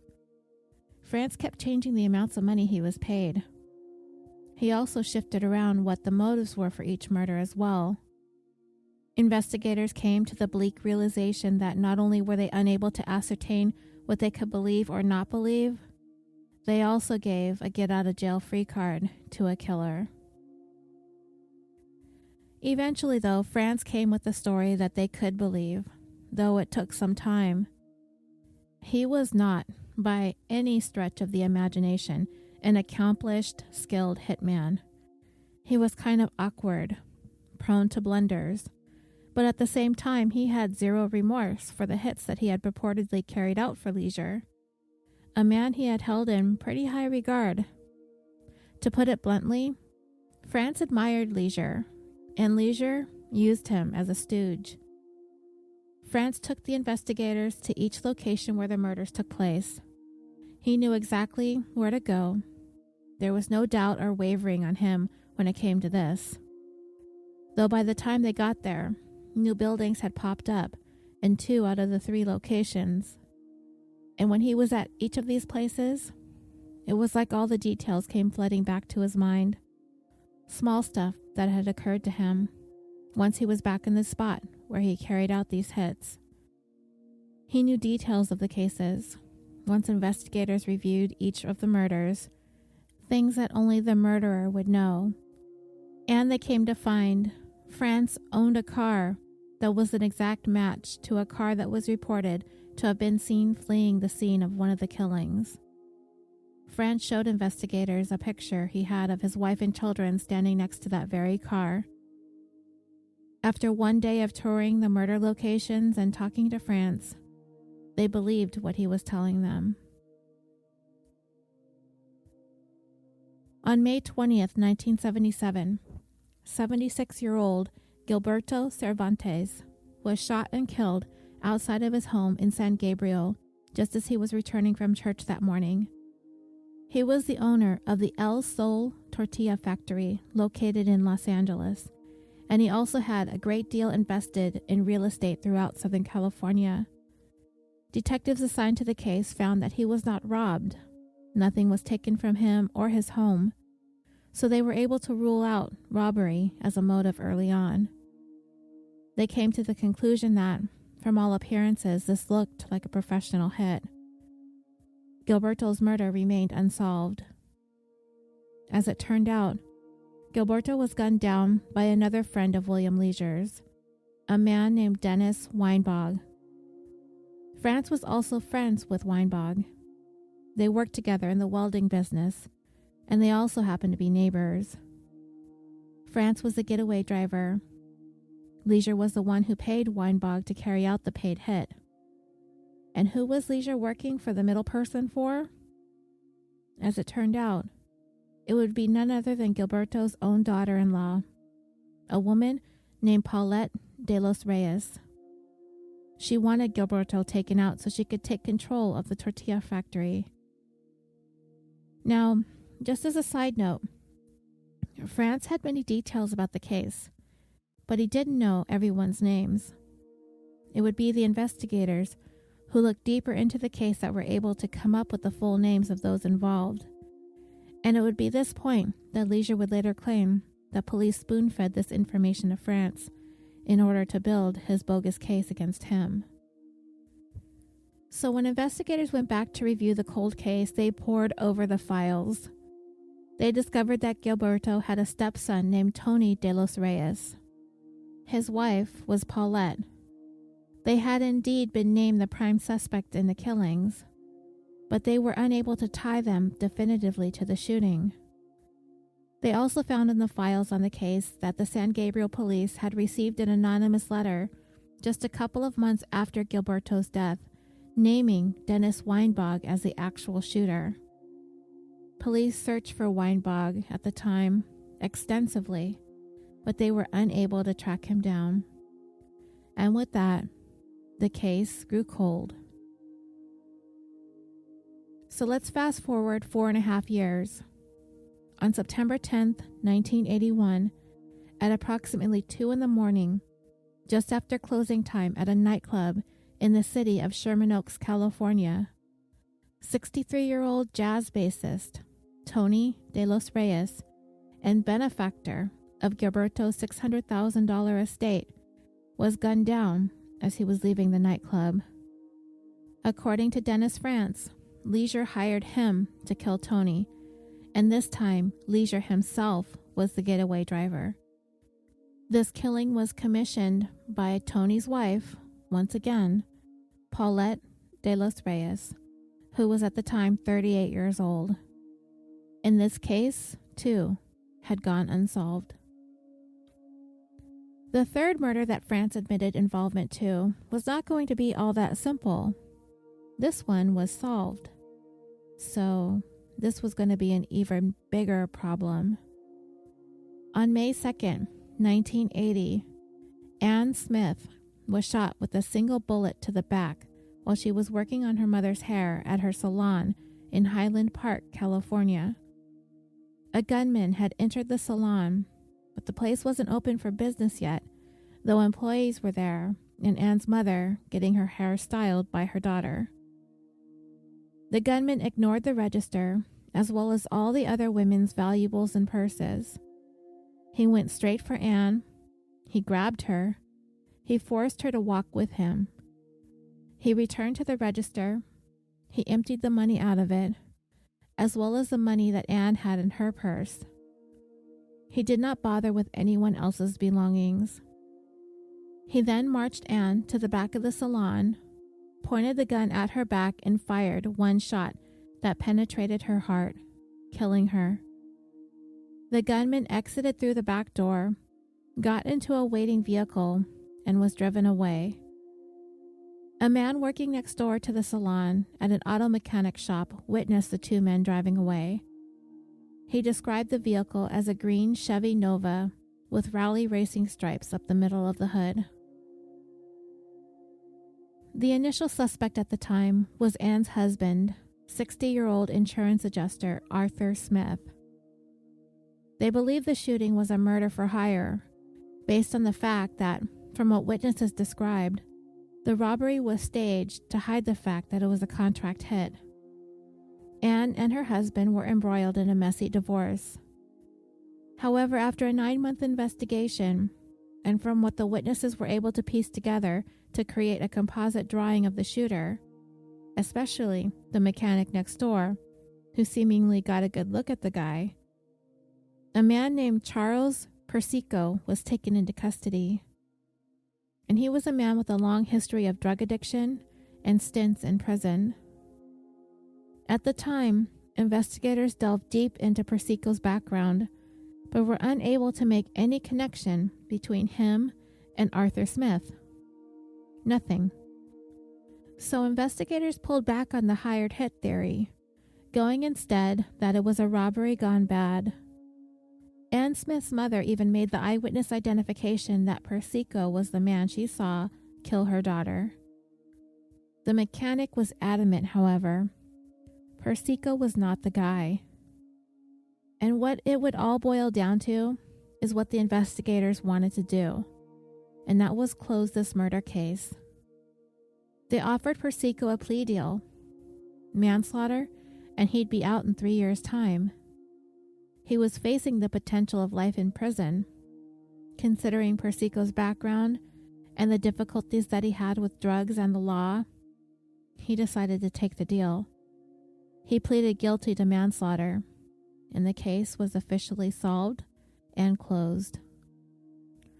So the investigators talking to Dennis France were like, nope, case not closed. Charles Persico was an innocent man, wrongly convicted by shaky eyewitnesses and cops anxious to clear a murder off their caseload. You see, Anne's husband, Arthur Smith, well, guess who he just happens to be pals with? Yep, none other than Officer William Leasure. Arthur Smith's name had already been floating around the case with the yacht thefts. He bought one of them, named the Santine. The Santine was one of several stolen by Leasure and Coons. And Leasure had told people that he and Smith had development plans in the works for a resort on an island off the coast of Belize. As it turns out, Smith did own this island. Leasure had been there a number of times, but he was not part owner of the island. Now the investigators wanted to corroborate the stories that France had told them. They believed him. He just knew stuff that he wouldn't have known otherwise.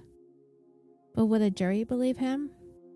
Over a veteran of the LAPD? Probably not. Especially when it comes to light that a murderer with immunity is telling this story. When they went back and searched through Leasure's files, it was recorded that on the morning Anne Smith was shot in that salon, Officer William Leasure had called out sick that day. They were sold. An innocent man was convicted of this, so one of the first orders of business was to convene a confidential hearing to have Charles Persico exonerated. He was already out of prison by then, but this needed to be done to get that conviction off the books. They also needed to find a way to get corroborating evidence from statements from others involved. So they decided that they were going to use Dennis Franz to get as much information as they possibly could. They tapped his phones, they hooked him up to wires, and they sent him off to try and obtain what he could. Hopefully, confessions, not only from other suspects in the case, but from William Leasure himself. The first suspect they were able to mark off the list was Dennis Weinbach. He had promptly left California after killing Gilberto Cervantes and landed in Oklahoma City. Talking to him on the phone, Franz got him to fess up to pretty much everything. All of it was caught on tape. Weinbach went into details and admitted that he was involved.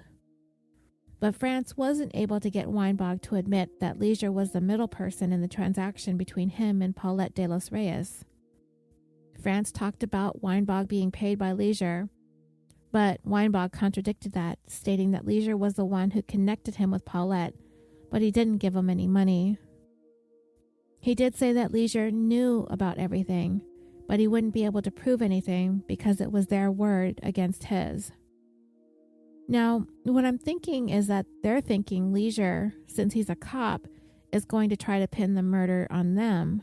So he's attempting to protect himself with these ambiguous statements when it comes to Leasure's involvement.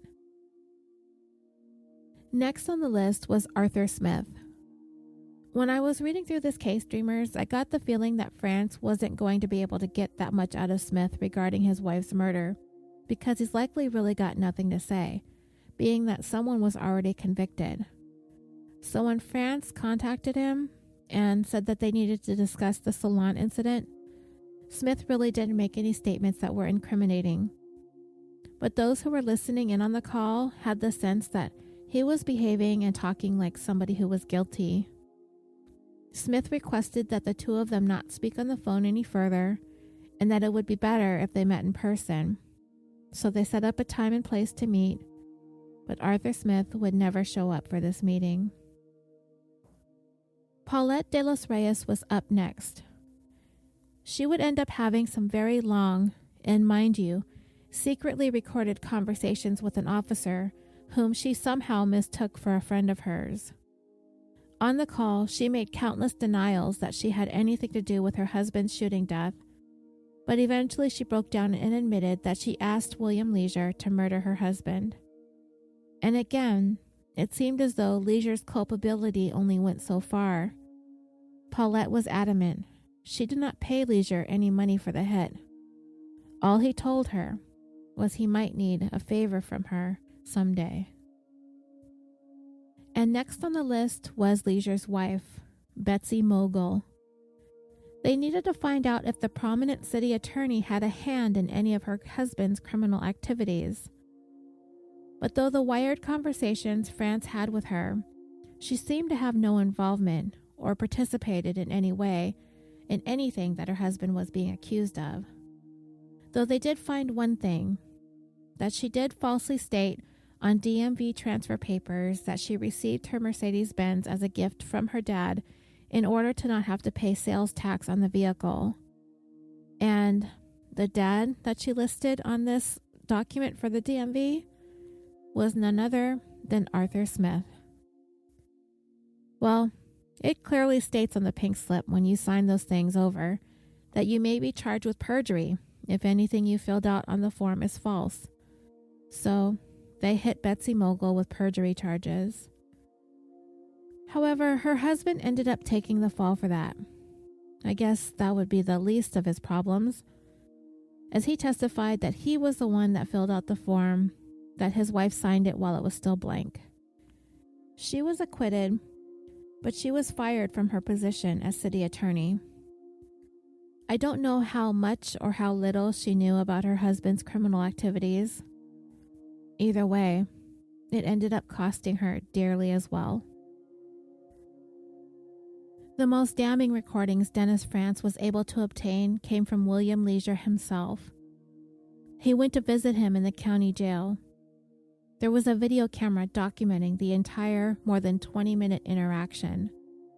They began discussing their families, life in jail, just small talk kind of stuff. As they spoke, Leasure had a piece of paper with him and a pencil with an eraser. He would jot something down, then he would erase it. On this piece of paper, the cameras captured him writing the words, "Don't say anything."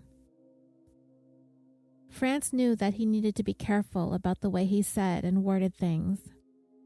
He wasn't going to get anything out of Leasure if he directly referenced any of the murders, so he needed to discuss things without discussing things.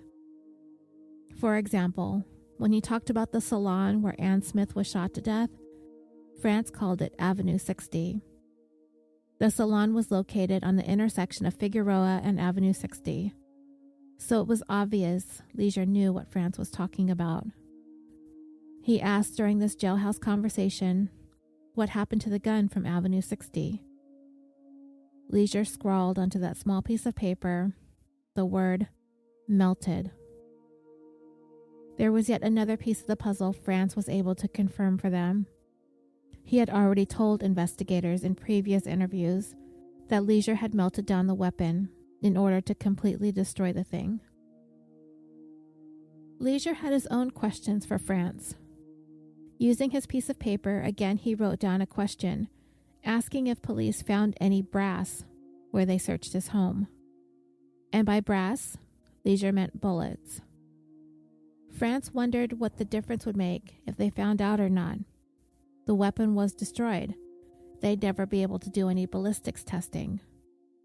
On his paper, Leasure scrawled, "They have the one." Here, he's talking about the one shell casing from the crime scene that investigators recovered from the salon. Those would be able to be matched to the other bullets. Leasure did jot down and erase a few more notes to France, and investigators got the feeling that Leasure soon noticed the cameras recording their interaction. I don't know if it was not common practice at the time to video record conversations between inmates and visitors, and I'm assuming Leasure was under the impression that they were going to at least be audio recorded, which is why he wanted to communicate in writing. The cameras ended up capturing most, if not all, of his little scribblings anyway. Before the men bid farewell, Leasure had one last message for France. On his piece of paper, he wrote, quote, "Dump everything illegal." A couple of months following this exchange, Leasure, having learned of the video recordings, petitioned the court to be hooked up to a wire himself. He wanted to get it on record that France was lying, and he would be able to get him to admit to it if they could be alone to talk somewhere. He was not granted this request. A year after Leasure was taken into custody after sailing that stolen yacht into the Marina in Richmond, California, the district attorney filed murder charges against the disgraced officer. Prosecutors felt confident with their murder cases involving Ann Smith and Tony De Los Reyes, but they did not feel they had enough to win a conviction for the murder of Gilberto Cervantes, so Leasure would only be charged with 2 out of the 3. Then it was time to take each one of the individuals involved in this case down, one by one. They started with Dennis Weinbach.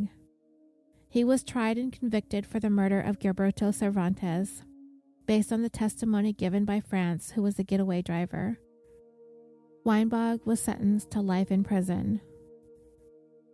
Arthur Smith was next, charged with the murder and the solicitation of murder of his wife, Ann Smith.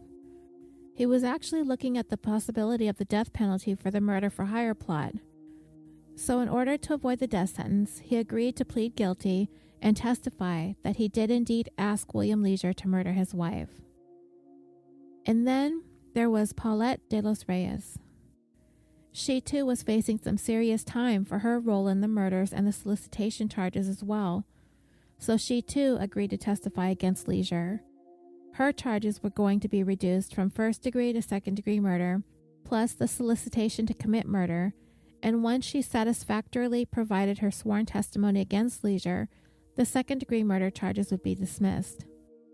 When all was said and done, Paulette De Los Reyes would be convicted of the solicitation charges and pretty much sentenced to time served. She would be a free woman after Leasure's trial. And lastly, of all the small-timers in this, Leasure's old friend, Robert Coons, the skipper of the stolen boat that he was with when Leasure's criminal enterprise began to unravel. Coons was looking at as much as 10 years for all of those yacht thefts, though he was offered a deal as well. Leasure did not hide the fact from Coons that he was involved in the murder for hire plots. He talked about it in a number of conversations that the friends had over the years. Coons agreed to testify as to what Leasure had said to him during those talks, and in exchange, he would be allowed to plead guilty to the theft charges and receive only 2 years.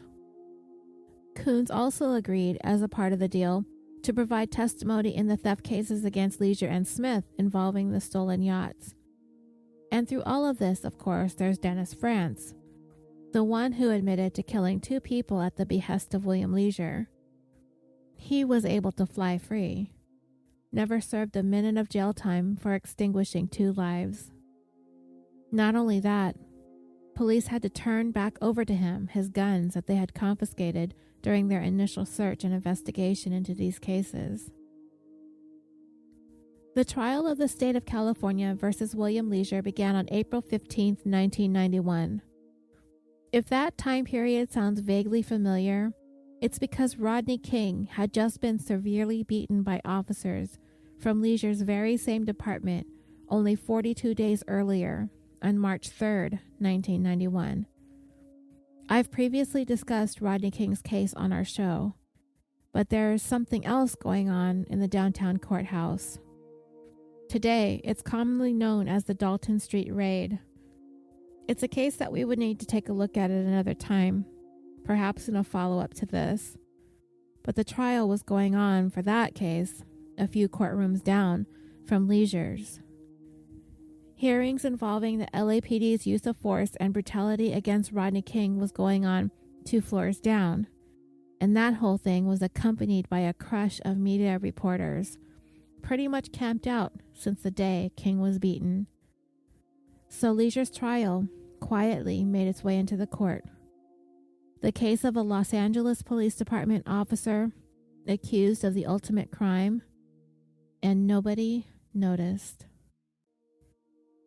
The experience for jurors would be quite a unique one, as if they had found themselves in the middle of some sort of made-for-TV drama. Paulette de los Rios sauntered into the court, lovely, stylish, donning dark glasses and a big floppy hat. She came and went with an air of what I can only think of being described as overly melodramatic. She was this forlorn widow, distraught over the loss of her dear husband, explaining her role in the whole thing while emphasizing that a guilty plea does not always mean guilty. Robert Coons came to court flanked by his team of attorneys, and it seemed as though he kind of came off as sort of a jackass, for lack of a better word. He was living the life on a seemingly endless vacation. He had just come from sailing, and it looked as though he had just come off his yacht. Hawaiian shirts, casual sandals, a nice tan. And he told the jury in his own words that he is a world-class liar, and told of all the tales of how he stole and sold all of these yachts. Dennis Franz, the only one who really had nothing to be worried about with his full immunity ride to freedom, he was ironically the most nervous of all. He stammered, he hemmed, he hawed, he fidgeted, he flicked a rubber band, he messed with his watch band, he was forgetful, he was all over the place. He was a mess on the stand, the weakest one, with the most serious crimes attributed to him, with absolutely no consequences to be faced. And if this assortment of witnesses weren't enough, here comes a parade of 4th graders into the courtroom. They're on a field trip. And as Dennis Franz sat up there, the nervous wreck that he was, even this group of 9 and 10-year-olds were certain this guy's guilty, assuming that he was the one on trial, as one of the children loudly pointed out as testimony was going on, stating something along the lines of, "Oh yeah, he's guilty." Wrong guy, kid, but you're not exactly wrong.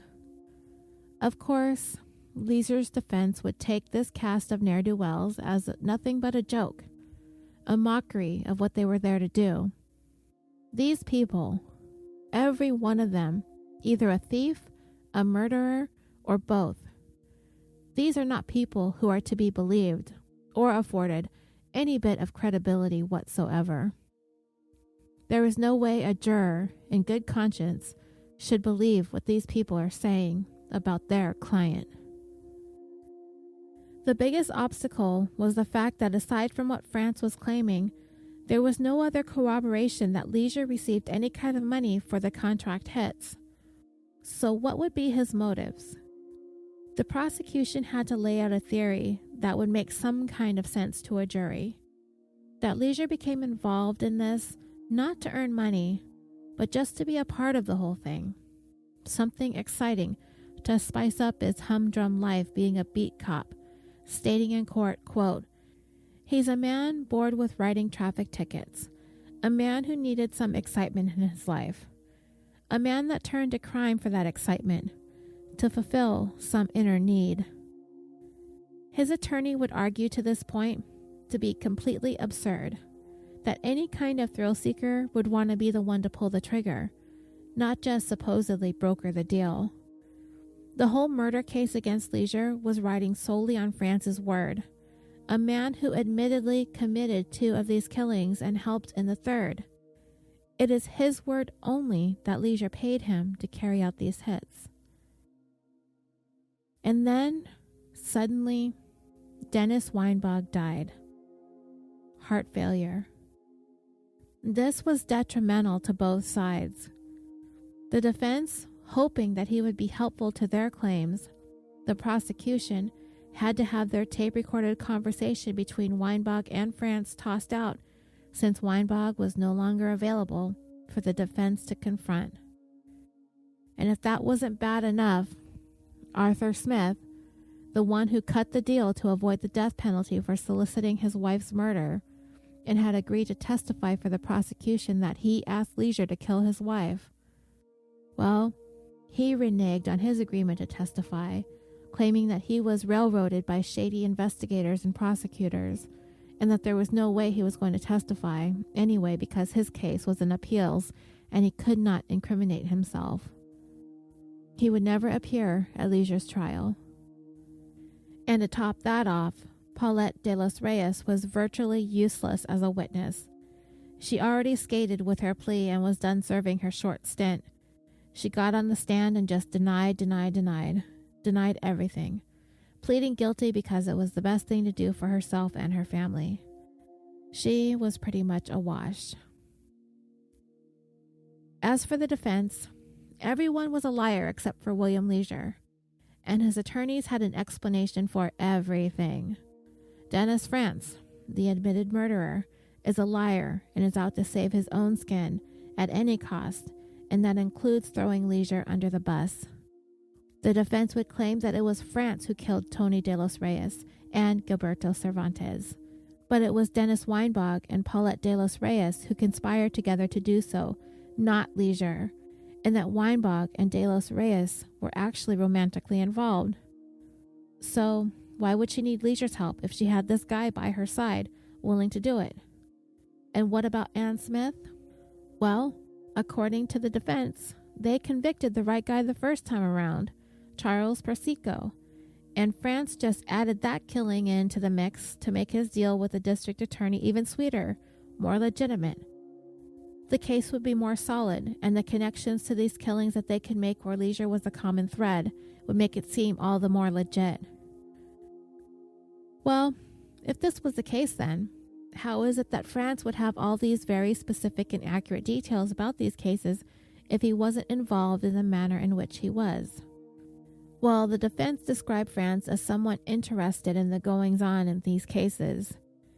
He always asked Leasure about it. He was more than happy to share the details about some of the cases that he was familiar with. And what Leasure didn't know is that he was feeding all of this pertinent information to France that would later be used against him in order to save his own butt from prosecution. Leasure's attorneys having stated in court, quote, "The only way France was going to avoid punishment for his crimes was to claim a police officer was involved. The only way the authorities would make a deal with him was if they could use him to convict a police officer." If you remember, according to France, when he killed Ann Smith, he said Leasure was the getaway driver. Well, his defense called a friend who was a building inspector. He had been at Leasure's house sometime in 1980 to help him build that large garage in his backyard. He wasn't able to remember the date that he was there, but he did remember going there around 9 in the morning. Leasure's attorneys were able to enter into evidence a receipt that Leasure apparently had kept that was a record of a cement delivery on May 2nd, 1980, which was the day that Ann Smith was murdered. So, these things put together, the testimony of the building inspector and this receipt, there was no way that William Leasure was waiting in the car while France was inside that salon murdering Ann Smith. Leasure seemed to have proof that he was at home at that time. The prosecution countered this testimony with other building inspectors who knew Leasure's alibi witness, and they did not think very highly of this man's character, and they knew of him to have been gifted a Corvette by Leasure, insinuating a payoff of sorts. So up to this point, the case against Leasure feels a little shaky, no doubt. But the one thing that could not be refuted was that videotaped conversation between Leasure and French in the county jail, where Leasure was writing and erasing those various notes on that small piece of scrap paper. That was the one thing the defense could not contest, and it had a tremendous impact on the case. The defense tried to argue that the conversation was in regards to weapons, not murders, that Leasure had purchased some weapons from France, and he was afraid that he may have received some weapons that had been tied to some serious crimes. They claimed that he was trying to figure out if he was facing any charges related to any weapons in his possession, and that's why he was using secret notes. But other than the defense's claims, there was no other corroborating evidence to back up the story, and Leasure never took the stand to provide his side of the story as to these notes either. But the prosecution had something to say about it. The words that he wrote on that piece of paper, things like, "Don't say anything," "melted," "they have the one," "dump everything illegal," these are the words of a guilty man. The jury would deliberate for 4 weeks. The one thing that they watched over and over and over again was that jailhouse videotape and those notes on that piece of paper. To the jury, it seems simple. An innocent person would not need to be that secretive. He behaved like a man guilty of being involved in murders, trying to hide what he was saying. But the best the jury ever got to was 11-1 for guilty, the charge of conspiracy to commit murder in the death of Ann Smith. But there was a holdout, and this holdout would stay held out for the entire 4 weeks. He believed that Leasure may have helped cover up the murders by melting the gun, but it didn't mean he had anything to do with it. Eventually, the split went to 10-2, so it became clear that things were not getting any better as they kept trying, so they declared themselves hopelessly deadlocked. Of course, the prosecution was set to retry Leasure a second time, and Leasure vowed to continue fighting this case, that this was a conspiracy perpetrated by the LAPD because of their incompetence in investigating the murders, using him as a scapegoat, and trying to cover their butts for giving full immunity to a killer. And for the second time around, Leasure intended to take the stand, to put all the doubts to bed, to put everything into context. The approach that he wanted to take would be to get as many people up there on the stand to speak to his good character as a police officer, but he especially wanted to explain that video and his notes on that piece of paper. But this would open him up to all the cross-examination about his dealings with the yachts and the cars. But he would have to take that chance if he wanted to show another jury who he really was as a person. The 10-2 vote to convict was very concerning to Leasure, but he was adamant that he would not settle for a plea. The prosecutor offered him 25 to life, even before the beginning of the first trial, but Leasure turned him down, stating at the point where he was after the mistrial, he wouldn't even accept a 6-year deal, which would even mean time served. Nope, not that, because he's innocent. He's adamant on that. As he told the Los Angeles Times at the time he was awaiting trial number 2, "You'll never meet a milder, more passive guy than me. I'm going for broke. I didn't kill anybody. In fact, I've saved lives. I've even brought lives into the world, delivering babies. I think this time things will go my way." Well, some 5 months after his mistrial, it seemed William Leasure had a change of heart.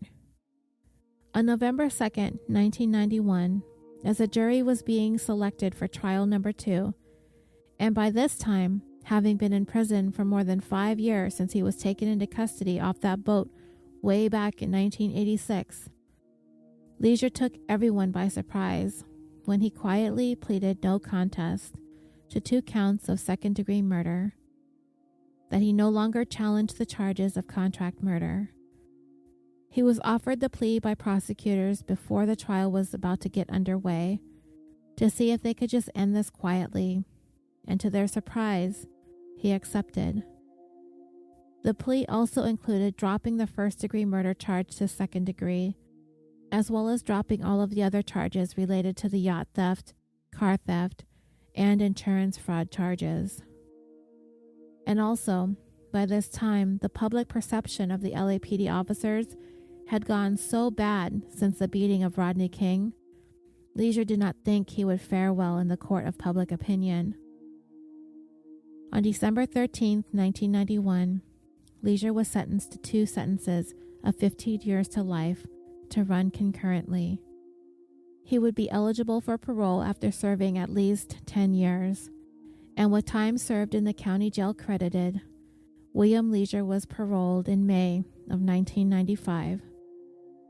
And where he is today is anybody's guess. I was unable to find any trace of him, though his story did pop up on a 2016 episode of Investigation Discovery's Married with Secrets. And, my dreamers, that is all I've got.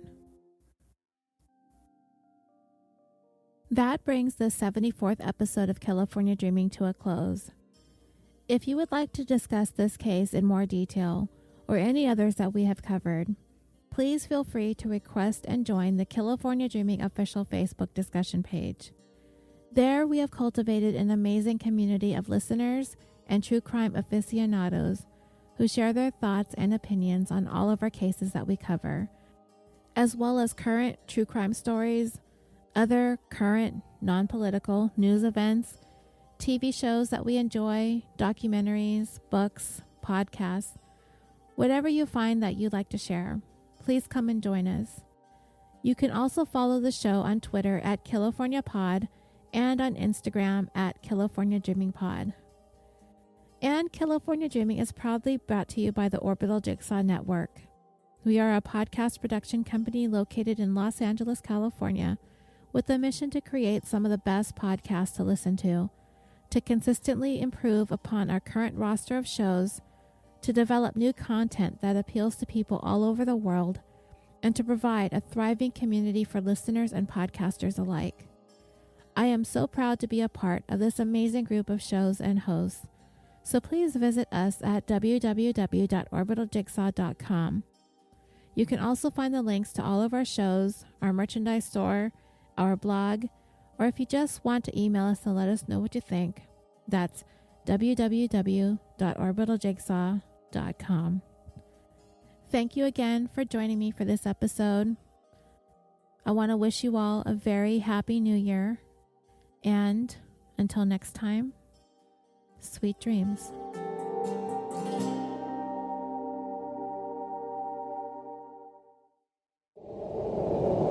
Hi, I'm Barney Black. And I'm Tara Saraban. And we do Bloody Murder. We're a weekly true crime podcast that focuses on some of the lesser-known crime stories from Australia. And indeed around the globe. We're a comedy podcast with a dark sense of humour. But we're dead serious about murder and the people it affects. We find humour in some unexpected places. But never at the expense of the victims or their families. We've been described as the blue cheese of podcasting. Addictive, strong and satisfying. And a bit stinky. I am not. You know you are. Bloody Murder is available on your favourite podcatcher.